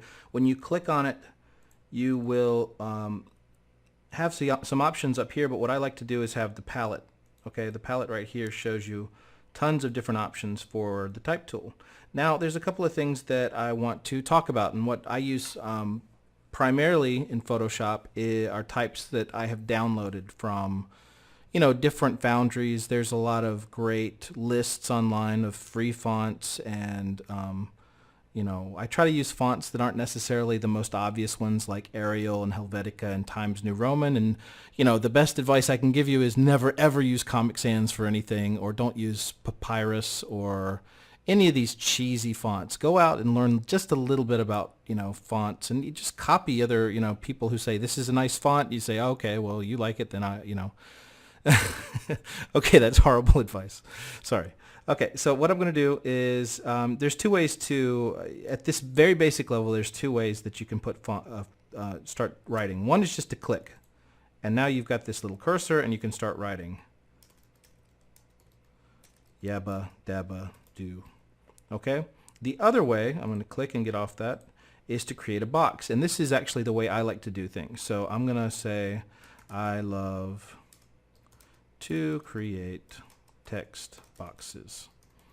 And the nice thing about that is when you're working in a space, you can just kind of like move this around to, work with that space. And also, you can justify it to the left, to the center, to the right. It just gives you more flexibility. So, with this guy, you can just you can just move it over here, move it over there, but there's no real, there's not a lot of flexibility with that. So let's get rid of that. Right now I actually have this on all caps, so let me select this again. In order to select your text, you just need to go back to the text tool and click on it, okay, like that. Now I've got this in all caps, so right here this is all caps, so let me click on that, and this will actually give me everything in capital and lowercase. Okay, so you can go here and you can make everything bigger. I like to modify text from here instead of transforming it. And the reason is when you're doing this, you get solid numbers, and a lot of people want you to have whole numbers when you're working with fonts. It's just kind of a best practice, okay? So try to modify it from here, okay? Don't go in and click and go Control T and then move it around, because then you get all kinds of, issues. Let's click on that. Now you've got like 129.77, blah, blah, blah. It's just ugliness, just total ugliness. Okay, so I'm not really going to do a whole lot with text. Let me hit Alt, Shift, and drag, and you can do this with any layer. I didn't talk about that early, but if you just hit Shift and Control and drag, you'll create new layers, okay? And then you can go over here. You can either choose what font you want over here, and I've got tons and tons of fonts. Or you can do it up here. When you click on it, double click, up here. Okay, now another quick lesson. This is very simple. If you're creating a website or a document where you need to just add a bunch of dummy text, you are going to want to use lorem ipsum text, okay? So I've copied that from a website called lorem, LOREM2.com, and now I'm going to, the standard size for a font in web design is 16 pixels, okay? 16, where am I at? Okay, 16, here you go. 18, I'm going to move that, 18, 17, 16, and I'm going to put this at Open Sans, okay, and I'm going to click Control C, Control V. Okay, what just happened? That looks terrible. Now I can either click on this and try to change everything, or I can be on this level, this layer, and I can click the T but not select that and start changing it, and it's going to change everything that's in that paragraph. Okay, this is all just dummy text that I took from that site. Now, one quick way to get everything kind of in shape is just to hit auto. Okay, so auto this, put that at 0. You can put this at I usually like to put optical. And one of the reasons why this is so small is because we're zoomed out a little bit. If I zoom this into the actual size of the document, then this will look a little more normal. Now this font is way too bold for what we're trying to do, so I'm just going to put regular. And there we go, just a nice clean font. Now, one of the things that I do, let's say for example, I've got a box that this is in. Let's take a black box, put that at the bottom, and I'm going to bring down the opacity just so we can see. Okay, there we go.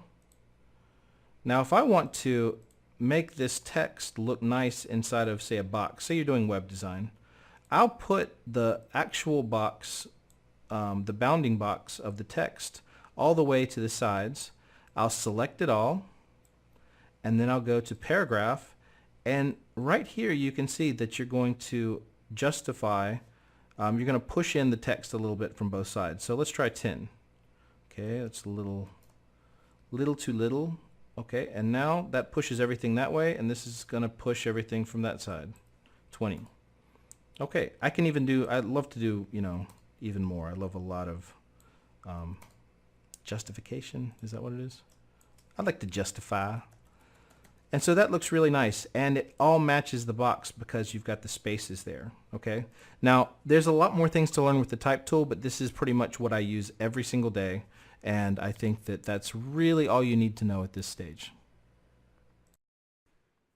Oh, isn't he cute? I've had a couple of requests to go more in depth with the pen tool, so that's what I'm here to do. Now, you might be wondering what this little cute guy is on here for, and we'll get to that in just a second. But the first thing that I want to do is show you the pen tool and what it does, okay? So, right over here are these two buttons, okay? Two tools. Now if you click on this, you're going to get some more options, but all those options are available if you click Shift, Control, or Alt, okay? And over here you've got two options, and you're going to use those, okay? So we'll get into those in a second. So how does the pen tool work? And what is the point of the pen tool? The pen tool is designed to create shapes, very specific shapes, okay? And it creates shapes by creating these dots, or they're called points or beziers, or whatever you want to call them. These little dots, and I'm just clicking here, okay? Clicking, clicking, clicking. And let's say I want to make a shape. I'm just going to keep clicking. And then when I finally get to my first Bezier point, I'm just going to click on that, and you see the little circle there. That means this is a closed shape, okay? So if I go over here to the black arrow, I can just select that, and that's a shape. This is not a layer, okay? This is more closely related to Illustrator. If you look over here to our layers panel, you're not going to see a new layer because this is completely independent of all that. In order to see the paths, they're on another panel entirely called the Paths panel, okay? And you have your work path here. You can name it something, random path. And how do you get the Paths panel? Okay, now let's say, let's go back to 0 here, okay? I want to close that, close that, close that. Okay, so now we have our three windows, our famous three windows. How do I get the Paths window? We just go up to Window, Paths, and it appears, okay? And here you have your paths. Now, what I usually do, the way it's usually set up in the configuration of Photoshop, when you open it up, it usually has layers and paths in the same little window here. And you can add as many palettes as you want into a little window. All you have to do, see what I did? You just grab it here at the tab, drag it over, and now they're in the same thing. They're in the same little window here. And everything adapts for that. Okay, so just a real quick overview of the pen tool. I'm going to click on this guy and delete him. All right, so let's try another path. Now, a path wouldn't be all that interesting unless you could make it curvy and make it all kinds of shapes. So how do we do that? Well, I'm going to click here, and we've got our one box there, or one little dot, point, selection point, whatever you want to call it. Now I'm going to put another one, but this time instead of just clicking, I'm going to hold it and I'm going to drag to the right. Or I can hold it and drag to the left, and you see that changes the curve that I've got there, and it creates this really cool curve. Now, one thing that throws people off is this handle that I'm messing with is not part of the graphic. This is just something that we use to control the angle of the curve. Okay, so see how that is? You can pull this way over here or pull it way over here, and you start getting these shapes. Now, if we want to make a complete shape out of this, we can click again. I'm going to click down here and drag again. See, and now we can create a shape. This is like a wave kind of, or we can do it over here.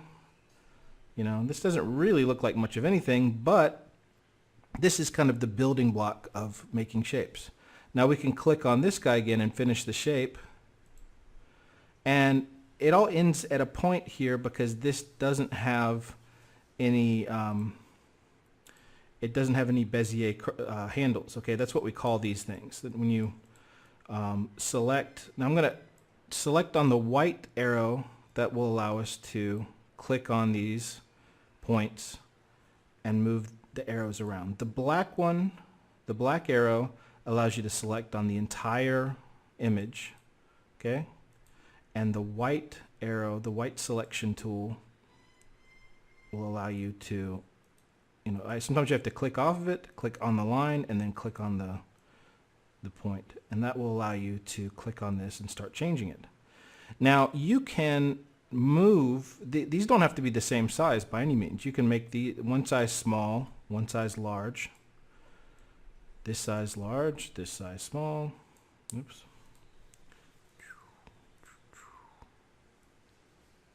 Or if you click on Alt, you'll get this little guy. You get the ability to clicking Alt. Oops.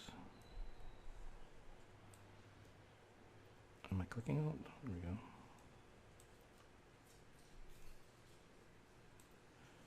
Let's see.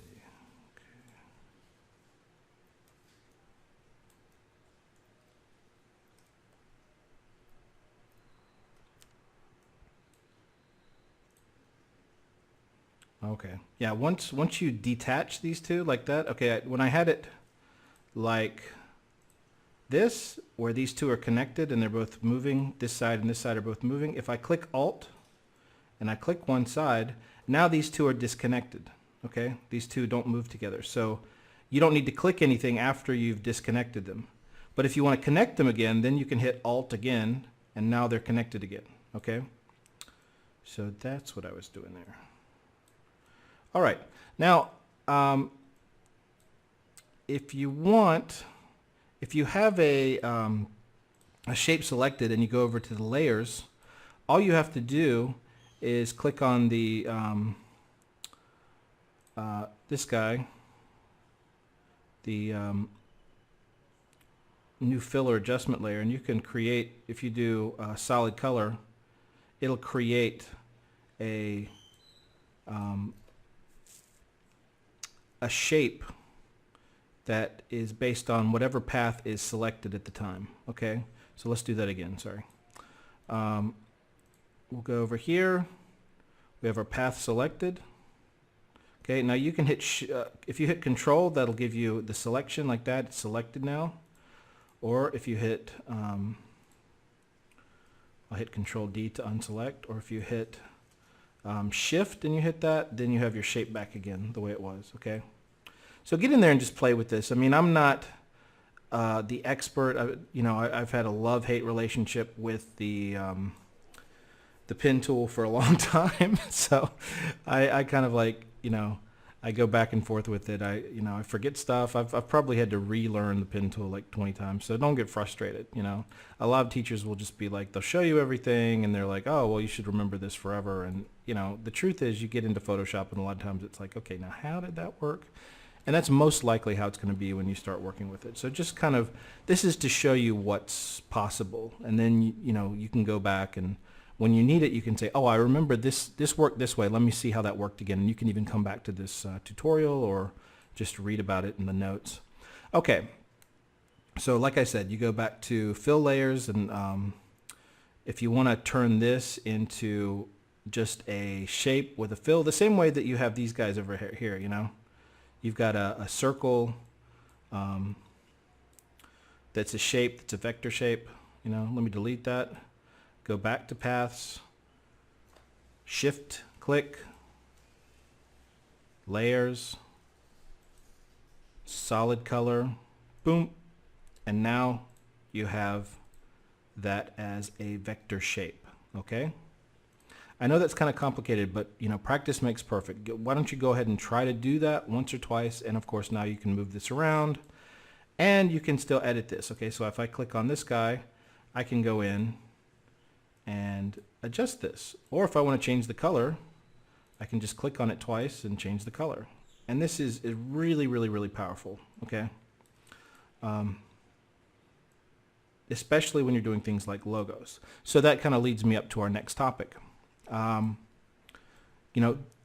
got a channel called the Dachshund channel. And it's basically just for Dachshund fans. I've had Dachshunds my whole life. I love Dachshunds.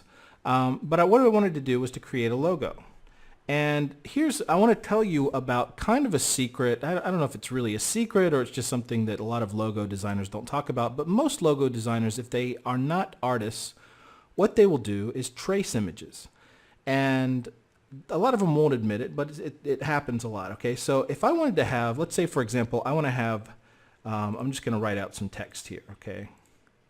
I'm going to put the Dachshund, is that right? Dachshund channel. And you know what, that's not a great color, or is it a great, why is it, for graphic design purposes, why is this not a good color? Because you can't see it. You need contrast. Okay, so let's do some contrast. Put something we like. There we go, that looks pretty good. The Dachshund channel, kind of hard to read, so I'm going to put Ultra, which is a Google font. That wasn't it. Ultra. There we go. Ultra. There we go. All right. This is kind of a popular font. The Dachshund channel, I'll probably make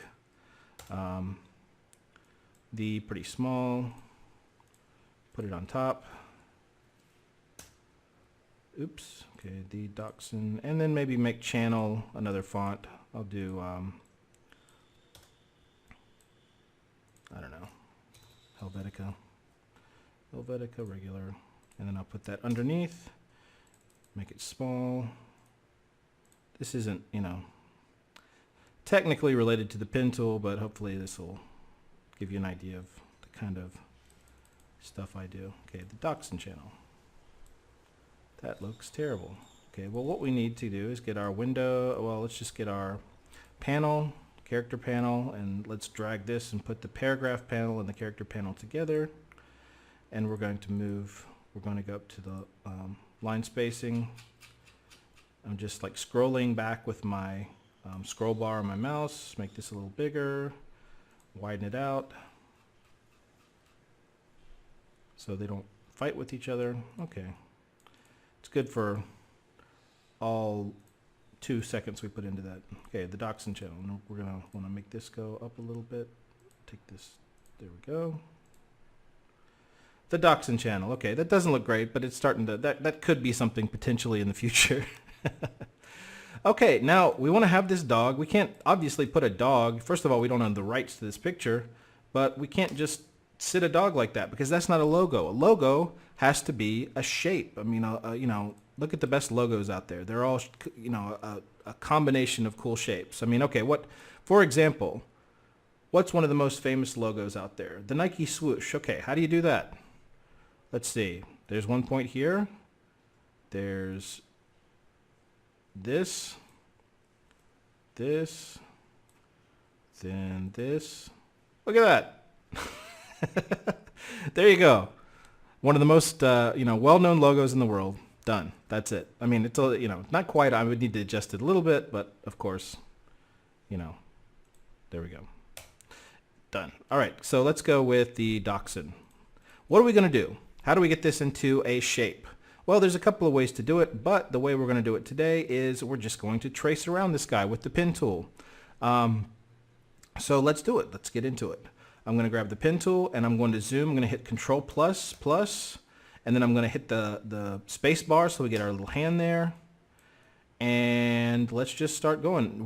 Now, first of all, you're always going to want to drag a little bit to the right as you're going because you want to, you don't have any straight lines here. Even the straightest parts are a little bit curvy. So I'm going to hit with my my left mouse key, drag.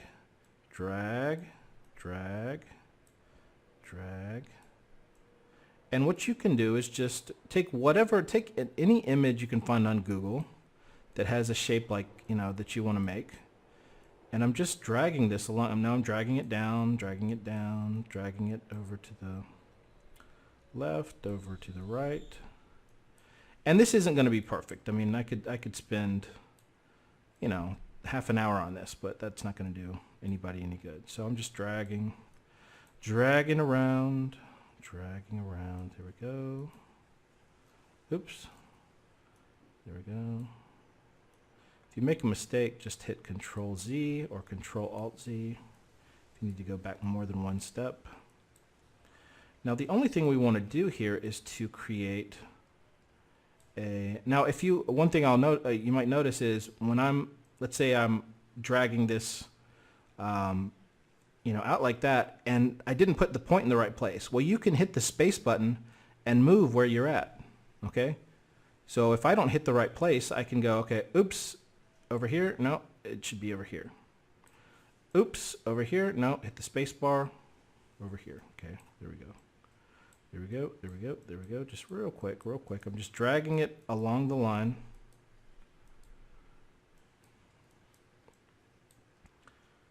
And you only want to put curves where there are curves. So here, you don't have to have as many little lines. Okay, you can just drag. And I'm just dragging it the way the cursor's moving. You can see kind of how it's going. Drag. For the sake of time, little patitas, little perrito, ya vamos. Oops! Control Z. Oops, Control Z.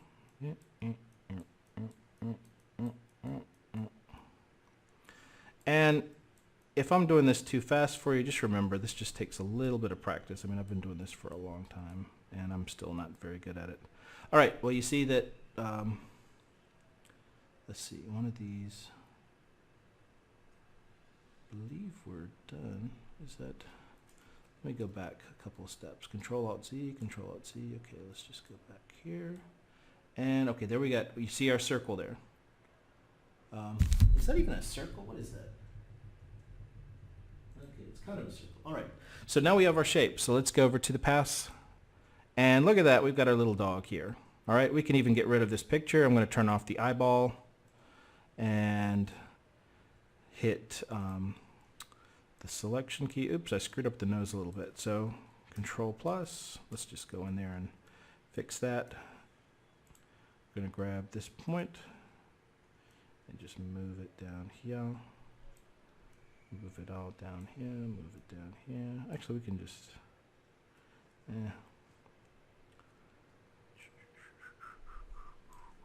delete. I believe, you know, I'm used to working more in Illustrator with the pen tool. So you can do a thing called join. No, that doesn't work. Let's see.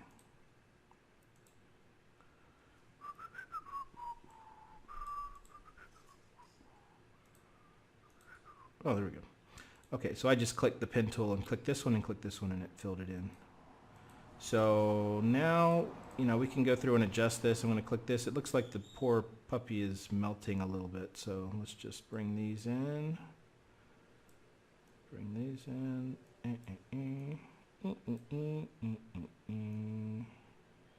Change our points. All right, that's kind of okay. I mean, that's not perfect, but let's zoom back. All right, his face is you know, we can always take this guy and just readjust it to his face. So let's zoom in here. Control H just to get rid of that. Paths. There we go. And let's just move this guy in here. Move this here. There we go. That's a little better. Give our little guy his nose. And let's see, let's change this a little bit. Okay. And you can also grab the, that's not good. What happened over here? You can also grab the lines. It's not the best way to do it, but like if you want to grab a line, you can grab the line and move that. I don't know if that's taboo or not, but I do it sometimes. It's very hard to control the line if you're grabbing the line like that. All right, now let's see what we've got, okay? We got our work tool, we got our work path. Let's delete, or at least make that disappear. Okay, control minus, and here is our dog. Okay, now that looks pretty good for a salchicha. Now, how do we make that into a shape layer? We just did it, okay? So this is selected. I'm gonna hit Shift, select. Okay. Now, let me show you something else. Like I said, you can always get to different functions whenever you click something with Shift, Control, or Alt. So if instead I click that with Control, you'll see that I get a selection. So that is what you would use if you wanted to create like an alpha channel. Okay. So selections like this are good for alpha channels, but we want to have the shape. I'm going to hit Control D because Control D unselects whatever you have. Okay, so now we have our shape selected, okay? But it's not a selection, it's just the shape is there. This isn't a layer or anything, okay? That's a little bit complicated, but let's say for example, okay, let's follow this the whole way through. If I wanted to create an alpha channel on this dog, okay? And I have this path, and I want to make this path the alpha channel. I'll hit Control, click on it, and then I can go over to the alpha channel and click on that. And now I have an alpha channel that's that shape, that's made from that shape, okay? But that's not what we're trying to do. And if you don't, you know, if one of the common errors that I think you would see from kind of a novice, let's do delete layer mask, logo designer, is let's say we have that, and let's hit Control again, select it. Then you can go over here, and if that's selected, you can go to pixels and just fill that in. Okay, so let's make this horrible color, and let's just drag across with the square tool. We're just going to fill all that in. Oops. Okay, yeah, I made a mistake. Let me go up to this and do pixels. Sorry. And I'm going to drag over that, and it's going to fill in everything that's selected. If you ever do a fill, if you're ever filling something and there's a selection, it's going to always fill that selection, okay? So let's say, for example, I have a circle selected, and you're going to see the dancing dots. Okay, if I take the the square, it doesn't matter what shape I drag over here. Whatever is in this circle is going to appear. So I'll drag here, and that little part's going to appear in the circle. The only part of this image that you're working with is the part that's selected in the little dancing dots, okay? Or let's say I wanted to draw a shape. I've got a heart shape, okay? Just so you understand. Okay, this part is selected. I'm going to draw that shape over here. Nothing's going to happen. Why? Because the only part of the image that I'm working in is where this is selected. So now I'll draw in there, and just that little part is going to work, okay? So whatever is selected is what you're working with. So if I go over here and I select, control click the dog, and I draw a square that's this color, if I draw it over here, nothing happens. Could not use the rectangle because the affected area is empty. It doesn't overlap the selected area. So let's put it here. Just going to appear where the dog is selected, okay? And that's a concept that's important to understand, okay? Of course, if I drag over the whole thing's going to be filled. But this is not a vector. This is a roster. So if we make it small, enter, and then big again, it's going to look like dog poop. Okay, so we want to make sure this is a shape. Okay, so we're going to hit shift instead of hitting control. We're going to hit shift this time, and now see we've selected the shape, and we go to solid color, fill, and this is going to create a shape for us. All right, and now this is a vector. If we click over here to the selection, we can still edit this. And you can see why that is so powerful. You see, now we can edit this. And you can always tell if a logo has been done the right way. I mean, maybe even this is kind of a cool thing to do. You know, who knows? But you can really do some powerful stuff as long as you keep things as a vector. Okay, now let's say that that's our logo. That looks more like a logo than, you know, I don't know, whatever. Sometimes, and now, you know, I can make that match. If I just click on that, I can make it match the words I have here, you know. And actually, the way that I have it on my thing is the part is over to the right. Actually, I don't remember. Let me see. Dachshund. I guess I can't do, oh, here we go. Dachshund, no. That has to be uppercase. So I'm just going to click on the arrow again and do Control Z.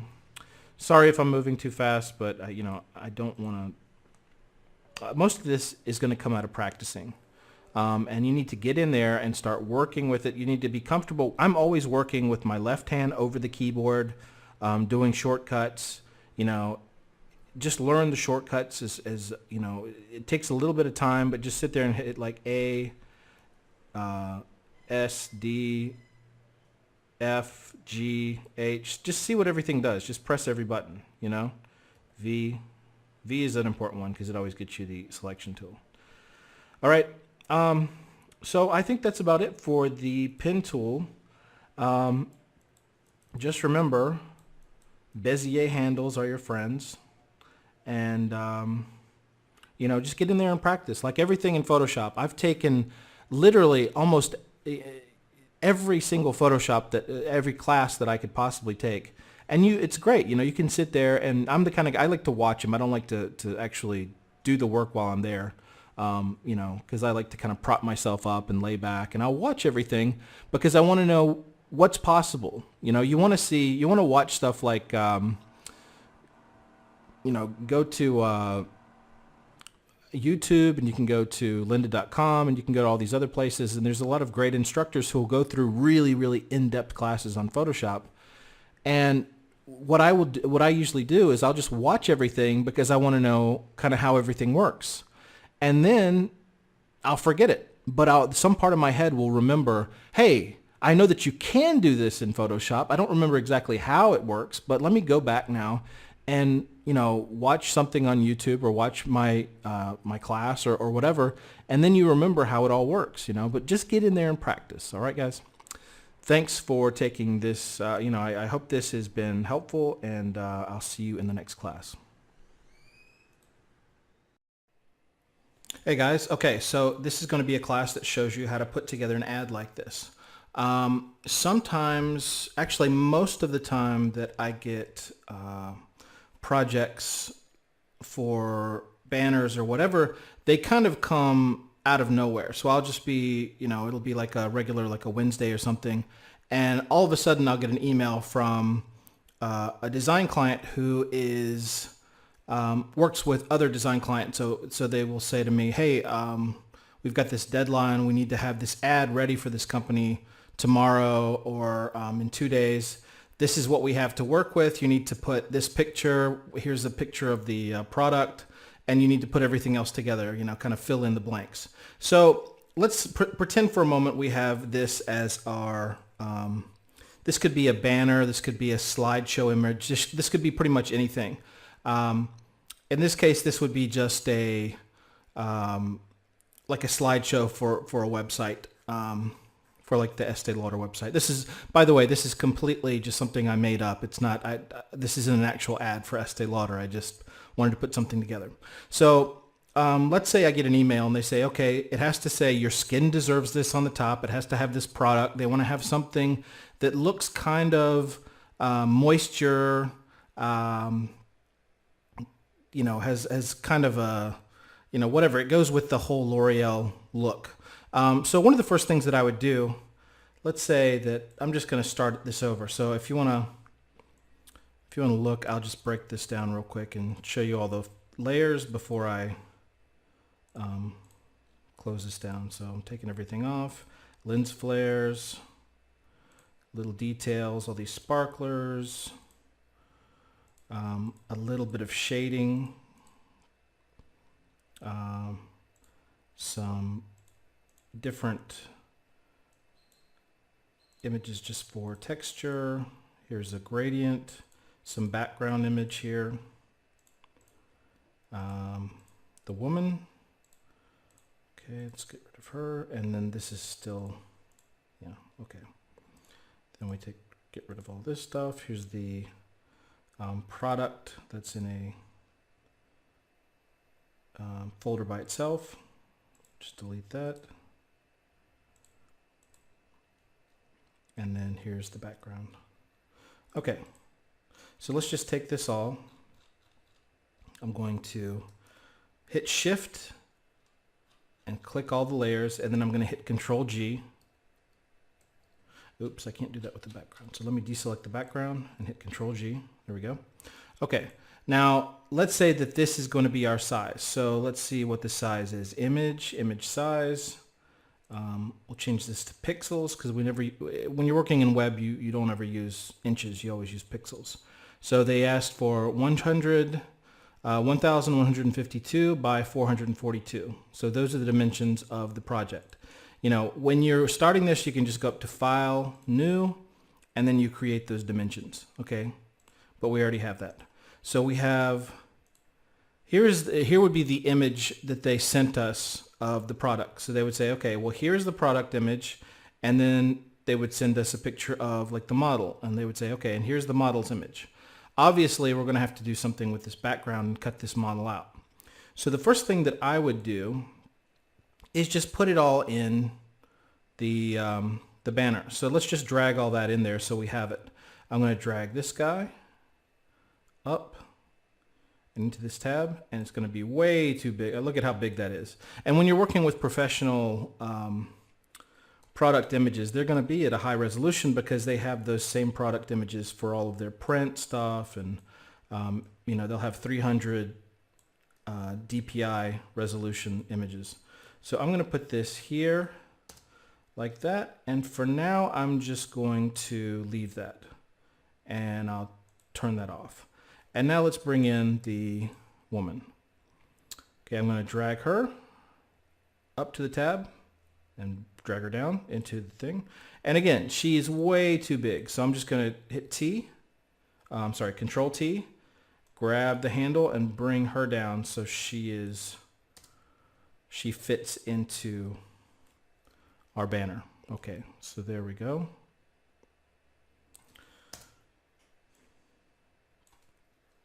So we'll start kind of putting this together. All right, here she is. Here's this. And we can try to start making this. Worst case scenario, we've got this file and we can just grab it again. I'm not going to turn this into a smart object because I want to keep working with it, okay? So I'm going to just put this here. This, I'm not going to make it, like I wouldn't make it this small and then drop it, because if I wanted to make it bigger again, then it would be all pixelated. So I'm going to kind of just work with it being as big as possible. So I'll just kind of leave it like that, and I'll hit enter. And let's make her, this is all just, most of this is just, there's no right or wrong. You're just seeing what kind of works. So what size would she be on here? Let's move this over. I'm going to hit F. Oops. I'm going to hit F and move her over here a little bit. Okay. Now, one of the things I'll do, let's say that I don't know anything about L'Oreal, which I really don't. One of the first things I would do would just be to go over to the internets and let's see, I would just do a search for, actually, sorry, it's Estee Lauder. Estee Lauder, I would do a search for Estee Lauder, Google search images, and I would just look at their typical ads. So, you know, what do? They don't really have a color scheme. One of the things that they do, and one of the things you want to do when you're designing a banner, is to think about the rule of thirds, okay? So the rule of thirds is something that you use in photography and art and all kinds of things. And that means that you don't want to center anything in the middle. It looks very bizarre to have things center weighted, okay? So what you try to do is to break up things into thirds. So you would do, here's some guides. Like this, more or less. Sorry, this should be rule of thirds. Now, I haven't really talked about guides. Whenever you have, if you go to View, Rulers, you'll get these rulers on the side that'll help you to kind of measure things. You can drag here down to the top corner. This is slightly, it's not really advanced, but it's something that you don't necessarily need to worry too much about. But you can, if you click on the ruler over here, you can drag that over and just have some guides to work with. So the rule of thirds basically means that you want for your centers of attention to fall along one of these key lines, okay? And the main area is going to intersect with these lines. So if you want to find out where to put your model, you'll be pretty safe to put her over here on this line and this eye right here on this center point. So that works pretty well. So it basically means that you're breaking this up into thirds instead of just like, you know, having something in the center. And that's the way that you know, films also will break. This kind of looks roughly like the dimensions for a film, and you'll notice that also with films that they break things up into thirds. Anyway, okay, so I just want to start moving forward with this. Okay, we've got this guy here. I'm going to focus on cutting our model out. Now, we have to decide what the background color is going to be, and actually, you would probably just do this on a white background, but that's not very interesting. So I wanted to do this on a colored background. And typically when I'm picking a color, I'll try to pick a color out of one of the pictures. So something probably out of here would be a good background color. So what I'm going to do is I'm going to sample here and I'm going to find a good background color. Let's see. And I can change this later if I need to. Let's just use that. And sorry for my dogs there in the background. Let's just add this. I'm not going back and editing this, and you know, I apologize for that, but you're going to see all the little mistakes that I make too. But, you know, I prefer it to be real. Okay, so I've got this guy. Now, if I want to, one of the things that I'll do if I have a glass container is instead of putting this as a regular blending mode, like a normal blending mode, I'll change this to multiply. Okay, so multiply. And now this looks like you can see through the glass to the background. Now, the problem here obviously is that it looks way too dark. So what we can do to the background behind this is to start making that white. And this is a little trick that, you know, I've been doing for a long time. I'm just going to paint, since this is multiply, this is going to be, all the dark parts of this image are going to show up on this background. So what I'm going to do is I'm going to start painting white behind it. Oops. I'm going to go up to my brush, and you can see this hardness. I'm going to take down the hardness so it's a very soft brush, and I'm going to bump up the opacity. And you might need to go back and watch this again. This is a little more advanced. Okay, so I'm drawing on the layer under this. So this is multiplied, and this is just a regular layer. So I'm just going to paint white on that layer, and as you can see, now it starts looking like it's part of, like it's actually sitting there.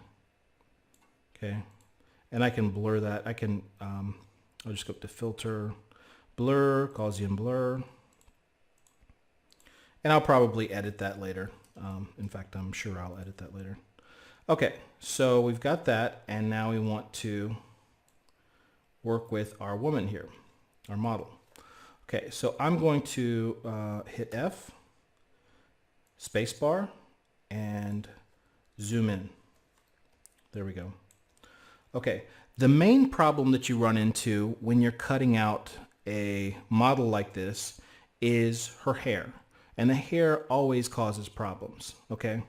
Now, you don't necessarily want to have all this hair like messed up and everything like this. You know, you don't necessarily need all of this. But one of the main things that makes it look like a model is actually in front of the background is having just a little bit, like making sure all these hairs show up. Now, there's a couple of different ways to do that. One is just to try and cut everything out, which is it would be virtually impossible to get in here. Let me hit Control Plus. Look at all these little details. It would be impossible with a brush to go in and select all those hairs. I mean, not impossible, but trust me, you don't want to do that. So what are the options here?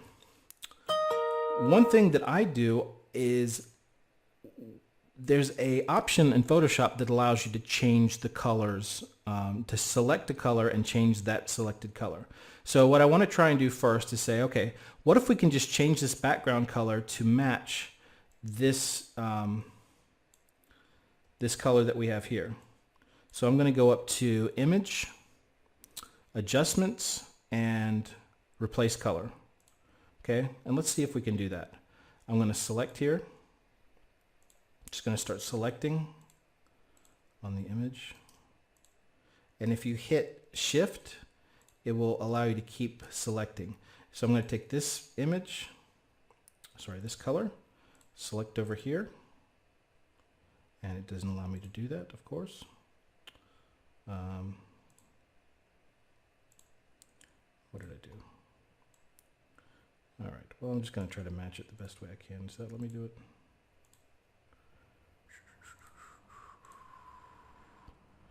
Doing it live, folks. All right, here we go. I'm just going to do it by myself, okay? I'm just going to match this color. It's a little lighter. There we go, getting pretty close. Saturation. Now, this doesn't have to be perfect, but it needs to be pretty close. Now, you can see the problem already, that it's turning our model somewhat blue here. So that might work for, let's see. What I'm mainly concerned about is this hair, okay?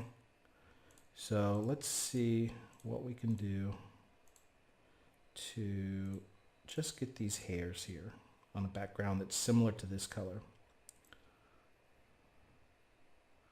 I think that's pretty good. Okay. Now the problem that I did was I didn't make a copy of this. So let me make a copy of this real quick. I'm going to do that again. Image, Adjustment, replace color. There we go. Let me select here. I don't know why it's not letting me select there. One thing you can do, oh, there we go. No. I'm gonna copy the numbers here. So I'm just gonna copy the color number so I can just write that in. So I'll just go back up to layer, again, adjustments. You'll be pros at this in a second. Replace color. Okay, so select that.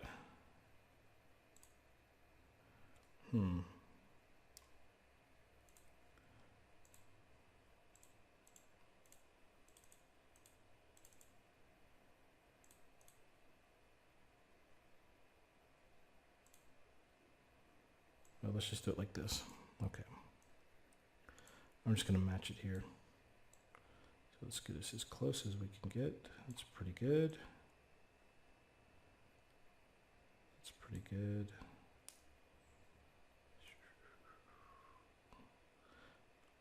There we go. Okay.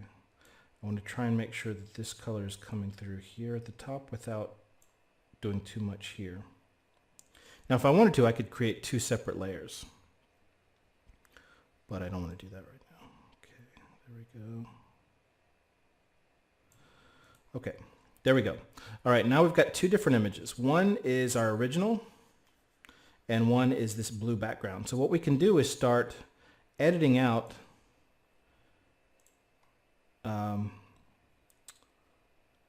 actually, I'm going to delete, I'm going to inverse the alpha channel. So this is all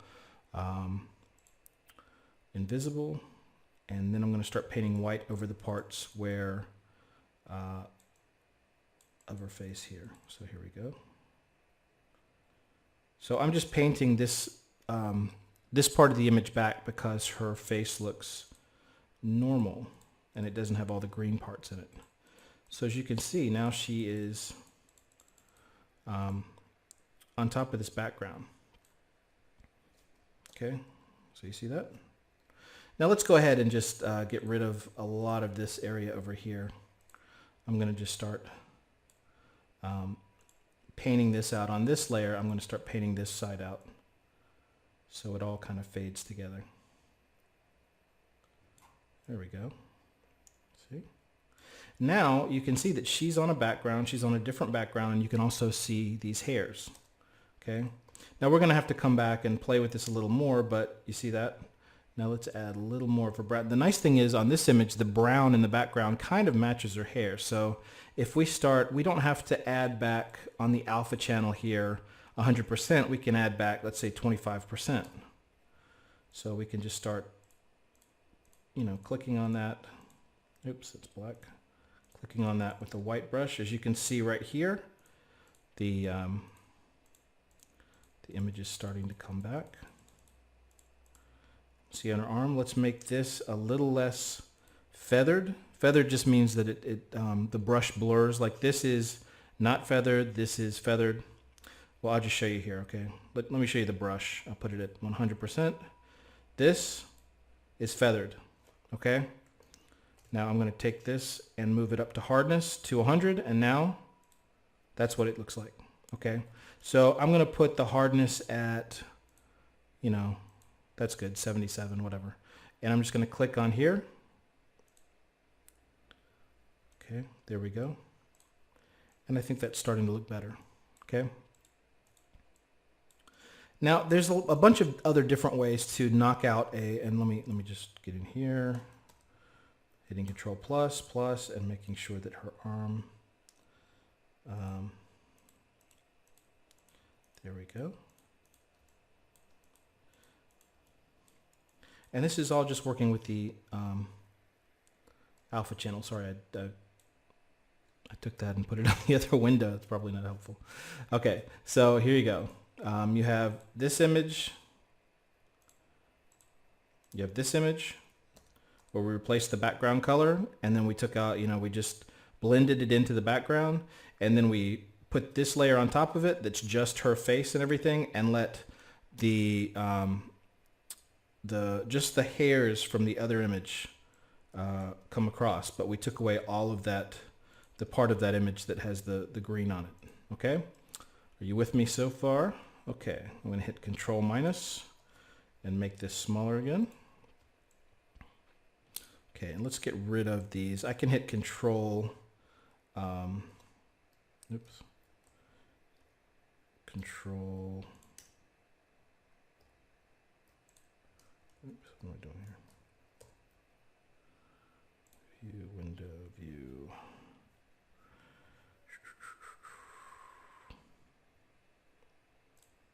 There we go.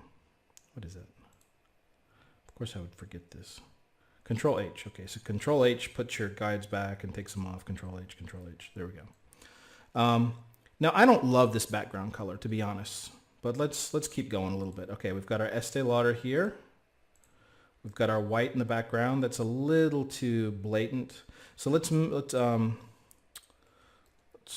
hit Control T, make this a little smaller. And you'll see that the white got cut off. When I drew this white in the background, let me hit the brush. Okay, new layer. I'm going to make the brush a little bigger so it's curly brackets right. And I'm just going to click on that. Boop. Oops. Okay, we need to make this, we need to feather this. So we're going to make the hardness 0. There we go. There we go. That looks better. All right. And we can take this down a little bit, make it a little bit bigger. Okay, now at the bottom here, you'll notice that this just gets cut off. So you don't really notice it there. Here, actually, that looks better. And the original, I think this is a different image than I worked with originally.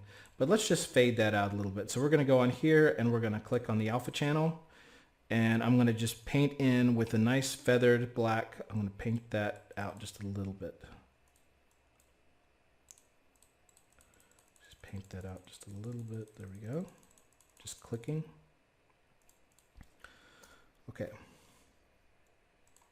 Now we need to add our text at the top here. So let me make this a little smaller. I'm going to select both of these layers, hit Control T, make it a little smaller.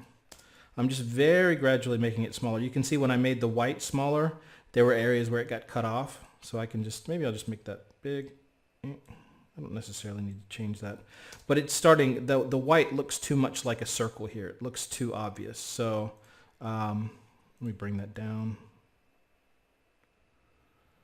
And then I'll make another layer under that. And maybe I'll blur that out, filter. This is all touchy-feely stuff, so it's just whatever feels right. Gaussian blur. There we go. Maybe bring this down a little bit. I'm starting to feel a little bit like Bob Ross, because it's always like, okay, we're going to make a happy little flow here. You know, there's going to be a little blur, and then we're going to move this over. All right, so I'm going to click. Now, the client also provided me with their font. So their font was Open Sans Light. Probably would never be Open Sans Light for an actual Estee Lauder commercial, but I thought it looked decent. So sorry, let me explain what I'm doing here. I grabbed the text tool, and I can drag it and just create a text box up here. And that'll be centered on the little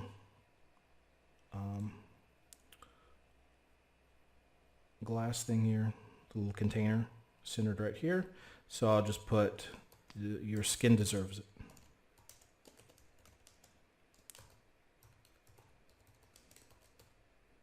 Okay. And let's just adjust that, you know, just eyeballing it, seeing what it looks like, you know, just looking with your eye and saying, okay, what looks right, what looks wrong. Let's move this down a little bit, adjust it a little bit. Now the part where it says your skin deserves it can be white or it can be black. Now I actually preferred to have it white because I'm going to start putting in kind of sparklers and lens flares and making it look more exciting. The way it is right now is kind of boring. So if you saw this, it would be passable. You know, you could say, okay, I guess that's an okay ad, but it looks very flat. So what I'm going to do is I'm going to click on my text again, and I'm going to change the color to white. Okay. And as it is right now, if you've got this white in the background, it's going to make it a little bit hard to read. So then I'll go and just bring that down a little bit. So just adjusting constantly, you know, kind of re-examining. Okay. Now another element we can put in here is a lens flare. And I knew I was going to do that anyway, so I'll go ahead and do that and start looking at how all the elements look together. So I'll create a new layer, just create a black, completely black layer, drag that across. Oops. I'm going to do that as a pixel layer, a raster layer. So I'll drag that across, and then I'll hit Filter, Render, Lens Flare. There we go. That's decent enough. Okay, so I'm going to hit on that layer. I'm going to turn that to Screen. Okay, and now we're starting to get somewhere. I'm going to put that over the white part here because it seems like that would be where the reflection happened. And I'm also going to take out the red here. So I'm going to click on Control-Shift-U, and that's going to turn this into a black and white image. That's just a quick trick. You can also just do desaturated image adjustments, hue saturation, and just desaturate it. Sorry, just, you know, desaturate it like that. But I hit Control-Shift-U as a very quick way to do that. Okay, now this is creating way too much. It's kind of lightening everything a little too much, so I'm going to go in and adjust this. Sorry. So I'm going to hit Control-L and get my levels. And I want to make this where it's black. So I mean, and this is something that's a little more advanced. So you can adjust the light and dark parts of your image, just like in the curves. So I'm going to hit Control-L. Here's the levels. And if you want to sample where your black is going to be, you can just click that and then click the part of your image that you want to be the darkest part of the image. So I click on that and I put it here. So that darkens it up a little bit. I can even bring up the dark a little more. But then you start getting into where you start taking away from this, the grays and everything. So okay, we'll just leave it like that. And we can actually take this down a little bit. I know that probably some of you didn't follow what I just did. So let me do that real quick again. I just took this image, and because if you remember when I created the lens flare, a lot of this was kind of gray. So if that's gray and you put this as a screen overlay, it's going to lighten all of this up because it's gray. It's not totally black. So all I wanted to do was isolate this part as being totally black so that we just get this little image here. Okay. All right. So we're starting to get there. Now you want to start texturing everything. Okay. You want to just make it more interesting to your eye. So one thing that I'll do is I'll create a new layer, and I will start by just making it black. There we go. Sorry, that's gray. Let's make it totally black. And I'll make that layer multiply layer. And what I'll start doing is I'll start painting on that layer, and I'll bring it down a little bit to, let's see, yeah, there we go. 25, that's enough. And then I'll start painting white onto that. So the white will make that part of it disappear. Make sure we are 0 hardness size. I'll make that a little bigger. And so there we go. You see over here, I'm just painting away some of that black. So I want your eye to focus on this part of the image, okay? So if you take that off, you'll see that this part becomes darker.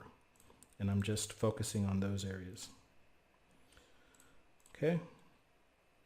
So basically, the only thing that I'm doing now is I'm just trying to make the image look more interesting, okay? Because it looks very boring just with if you ever have just a pure color like this in the background, it doesn't always look that great.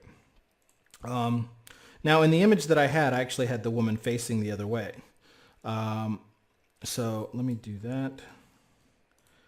When I'm going to click on both of these, I'm going to click on both of these layers. I click that one and then hit shift click that one. And now I can hit Control T to transform it.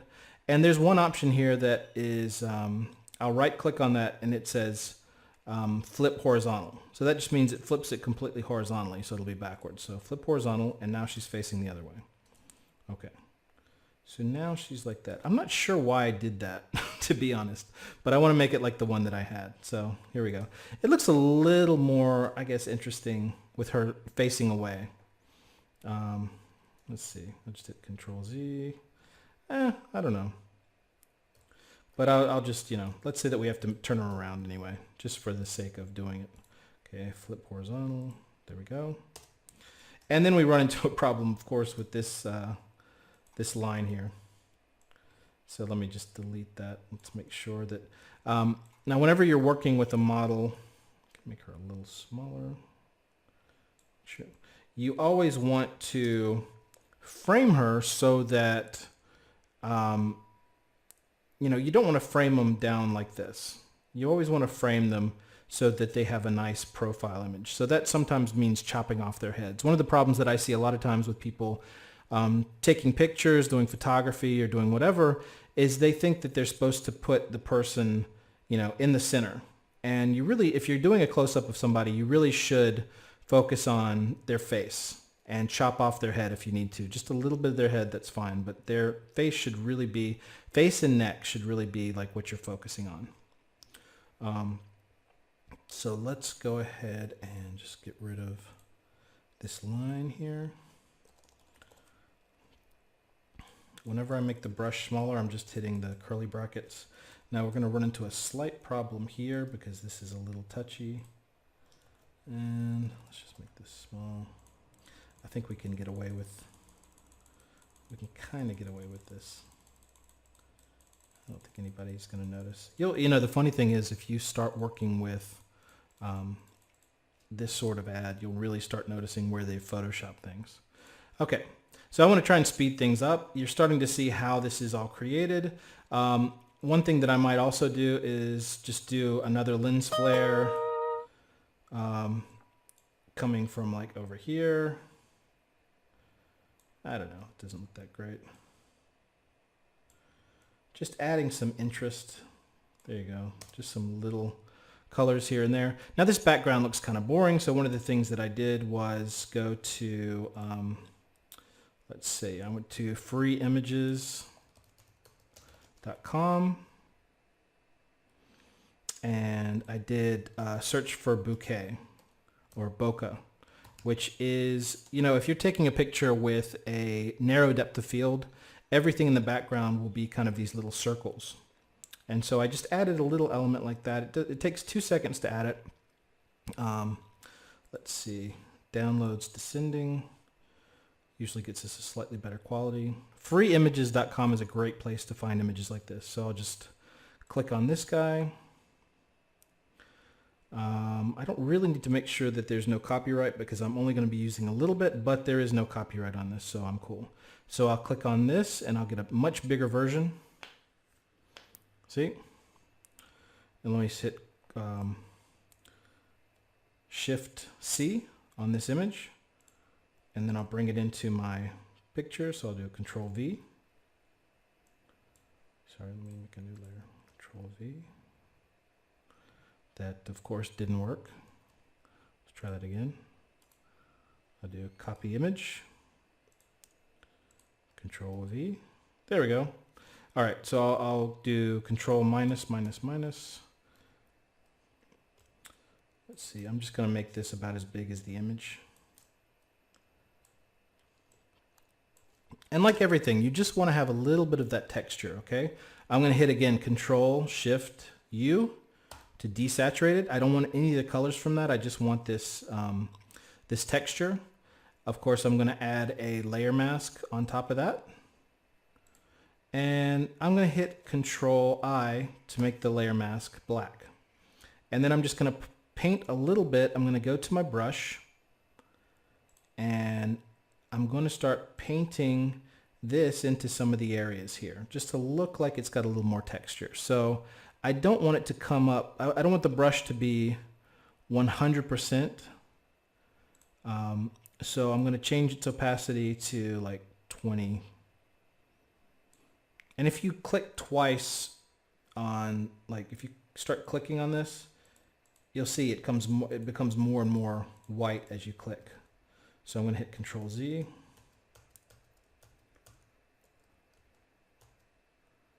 Sorry, Control Alt Z. I'm going to make my brush bigger with the right curly brackets. And nothing that I'm not really using anything here that we haven't gone over. So everything that you're seeing is stuff that we've kind of covered in the class.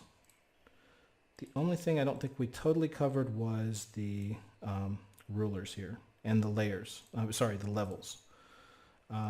So that's looking pretty good. Just filling that in a little bit. You don't want to put it on top of the product. So I'm actually going to change this layer to overlay. So it blends. See, there you go. Overlay blends a little better. And I'm going to bring the whole thing down to about 50. So you can see this is just adding a little bit of detail. Now, I don't like it when we just have one big color in the background. So I kind of want to use this, this goldish look, this goldish color. So I'm going to take that, and these are just, I mean, like I'll say this over and over again. These are just eyeballing it, looking at it and saying, what do I feel needs to change? What can I change to make it just look a little better? So I'm going to sample this color, and I'm going to take the brush again. I'm going to make it big, and I'm just going to paint a little bit of that orange color on top. Bring that down a little bit. The opacity, put a little over here. Okay. Now, all right, we're getting there. This product seems to be getting lost a little bit, so I'm going to bring it up and see if that looks any better, any darker. I think that our lens flare is kind of making it fade in. You can see how it's fading. It's losing some of that contrast. Now, if I wanted to, I could just take this whole image, copy it, put it on top, hit Control-Shift-U, make it black and white, and bring it down so that only the dark parts are showing. But that doesn't look a whole lot better anyway. I think the best thing is going to be just to making the lens flare a little smaller. So let's hit Control-T to make our lens flare a little smaller. I'm going to hit Control-L again. Hit the black. Sample, sample, sample. There we go. Now, if there's anything you don't understand, it's probably going to be that part. And I recommend you go back and check that out again. But let me just show you, when you're dealing with a lens flare, start that over again. A lens flare has to be on a black background. So I'm going to create a black layer again. Sorry. Once again, I did gray. And you can see some of the things that are on top of here. So let's go all the way to the top so it's completely black. Now when I do filter, lens flare, it creates this lens flare. You see all of these other colors here though? They can cause you some problems. Now I don't necessarily like the Photoshop lens flare. You can actually you can download lens flares off of websites and whatever. But so what I did was, instead of having this gray, I just wanted this all to be black. Okay? So you can go, there's a couple of different options. You can go to Image, Adjustments, Curves, and you can do something similar. Okay? You can make this black like that, which basically means you're cutting off all of those grays and just like making taking the blacks and moving them further and further up the grayscale. And you can do that. Here's the opposite. If you do the opposite, you're going to make everything more and more grayscale. Okay. You're going to bring up the grays. So I'm just trying to take out these grays so that when you do, and I mean, sorry, the thing that I did, just because I'm accustomed to it, is instead of using curves, I use layers, and they're very similar. They do very similar things. Okay. So instead of using that, I just did it here. Okay. It does the same exact thing. Or you can just say, oh, I want to sample where the black is. So I'm going to sample here. And that right there is where the black is going to be from now on. Okay. And you really just need to go in and play with that, because if you're not catching the concept, it's hard to really, you just have to, it just kind of has to click at some point. So layer, hit the black over here. Okay. So now when I do screen, all you're going to see is that image. You're not going to see all this gray affecting the image. Okay, so there we are. Anyway, so that's what we did here. I think we're getting close. Now I want to add a little more. Over here is a little bit boring, so I'm going to just add, I'm going to make it look like there's kind of a light coming from this side. So I'm just going to put like a little white, new layer. Just going to put a white blurry image over here. So that just kind of makes it look like there's a light coming from there. I haven't really touched up the model. The actual image of the model was pretty good already, but a lot of times what you'll end up doing is enhancing their faces and enhancing taking out any blemishes, and that's kind of like the thing we did before. Okay, so what else can we do? Well, little sparkler, little what do you call them? Little sparkle lights are always good to put. I almost forgot those. So how do you do sparkle lights? Very simple. You just do a little circle, little white circle, and then you do outer glow. Or you can just blur the circle, but I'll just do, where is it? Outer glow. There we go. Make it bigger. There we go. There we are. There we are. Looks pretty good. So we just need a bunch of these. All right. So if you copy a layer that has an effect like this and shift click and click them both. Let's move one over a little bit. And make the heck. What the heck is what is that? Oh, I drew that on the same layer as the blur. Okay. So let me just redo that. I'll just get rid of that. If you don't understand, when I drew this layer over here, I didn't click a new layer to do the circle. So let me do that. Okay, so let me do a little circle, little white circle, and I'll do outer glow.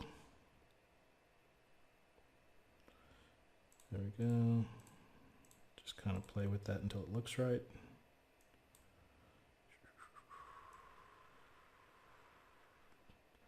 Doesn't have to be perfect, but there you go. Just want to make it look like it's a little glowing light.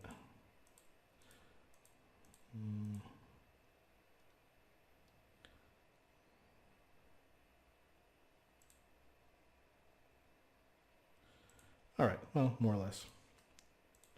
Okay, so I'm going to copy that, move it over here, make it smaller. And the idea is we just want to do a bunch of different sizes and shape, not shapes, but just different sizes of this. So let's just start dragging these around, making them smaller, bigger. Okay, now I'm going to select all these guys.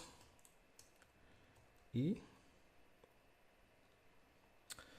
I selected all those and then hit Control E.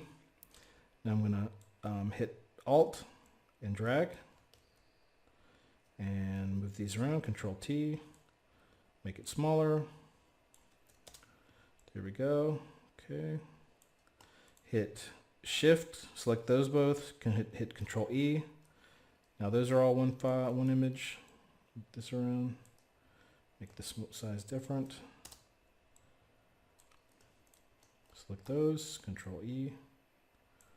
Okay. So I'm just trying to make a bunch of different, I mean, I can take down the opacity on this, move that around. Okay, there we go. Hit Control, select all three of those, Control E. And so every time I'm doing that, I'm pretty much doubling what I'm doing. Doubling up.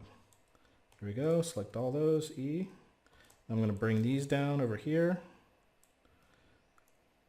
There we go. All right, there we go. That looks pretty good. Make this smaller over here. There we go, make it. And you always wanna make the product start to overlap with the image on the right, or whatever image. So if you can like kind of connect them somehow, you know, have these working their way over to her.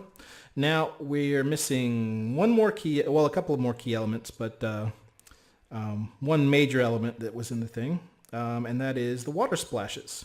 So how do we create the water?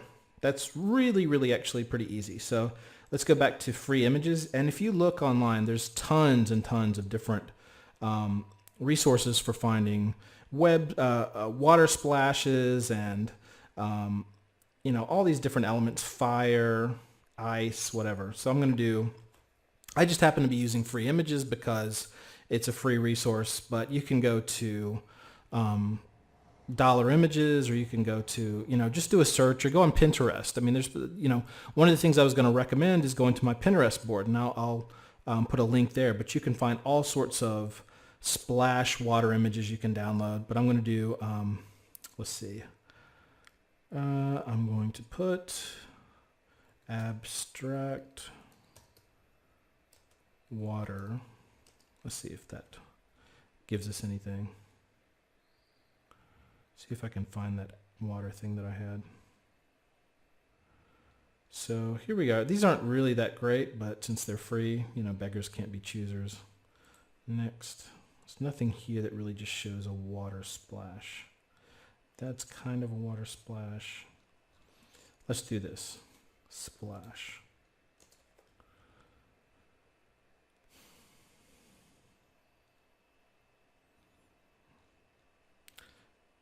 Next.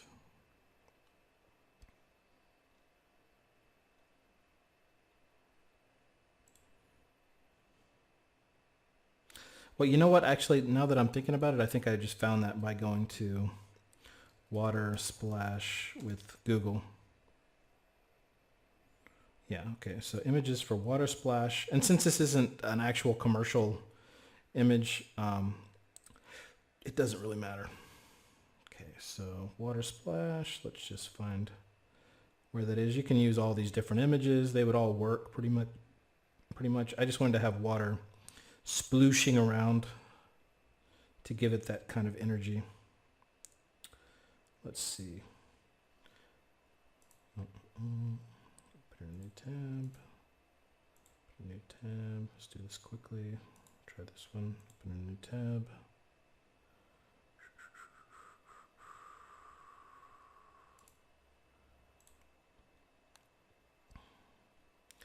See if any of these don't have watermarks just for demonstration purposes. Of course, my internet is very slow right now. This looks really good. I like this.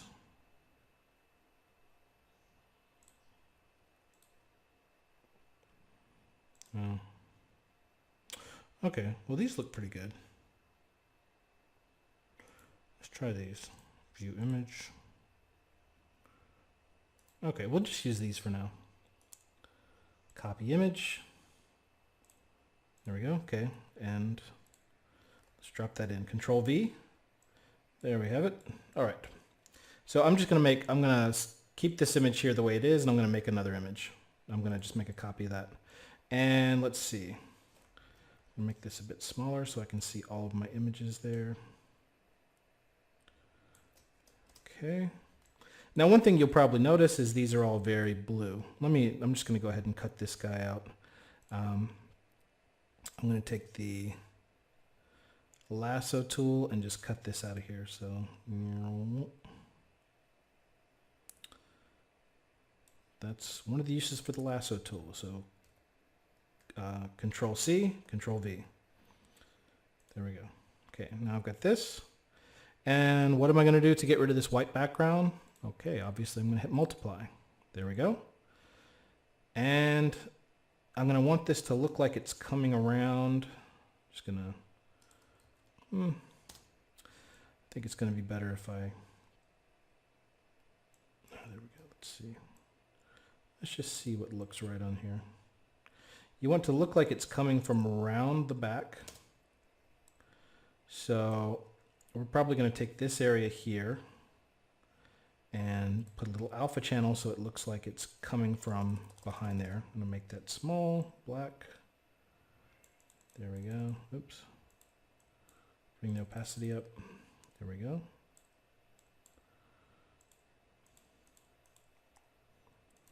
And I'm going to transform this a little bit. Now there's a transform that I haven't really talked about, and that is like a liquefy transform. If you transform and you click on this guy right here, you can start transforming not just as a square, but you can take these little handles like a shape tool and start really kind of like you did with the liquefy tool. And you can just kind of like move this guy around like this. There we go, more or less. Okay. Now we need to get rid of that blue. So I'm going to hit Control U and desaturate it a little bit so it just looks a little more. Bring up the lightness a little bit. Saturation down. Maybe make it a little more green. Okay. That looks okay. It doesn't look great. Serves the purpose. Okay. Now I'm going to bring up this guy again, and I'm going to select this guy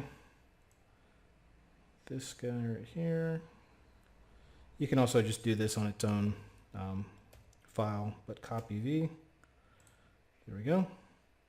Multiply. A smarter way to do this would probably be to change the colors at the same time so you know exactly what the colors are. Let's move this around.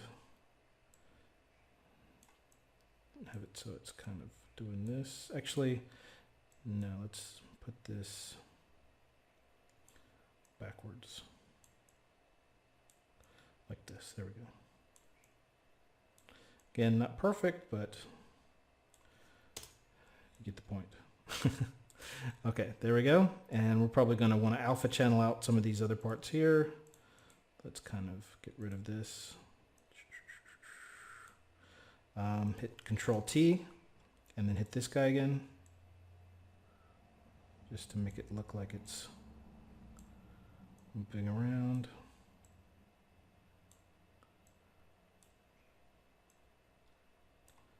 There we go. Doesn't look great, but okay. Now let's alpha channel that and make this less feathered. There we go. And Control U, saturation down, make it a little greener to mix, lightness. I'm going to mix Control U on this guy again, a little more green. All right. Now that's pretty close to what we have on the thing. One other thing that you can do is just start playing around with the I think I had more textures there. So you can even take this image again. Let's see, let's put this on top so you can see it. Oops.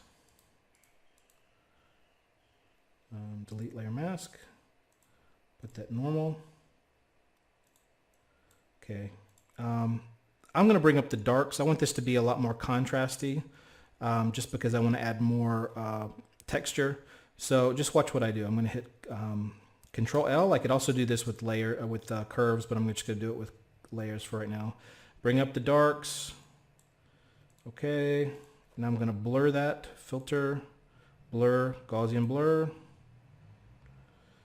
Okay. And I'm going to do overlay. And that's just going to add some more texture to this. Okay. See that? Now I don't want that to be on the whole image, so of course I'm going to go down again and make my brush larger, hardness down, size large. That's a little too big, so right curly brackets. Oops, too much. Okay, so I'm just going to paint that out a little bit.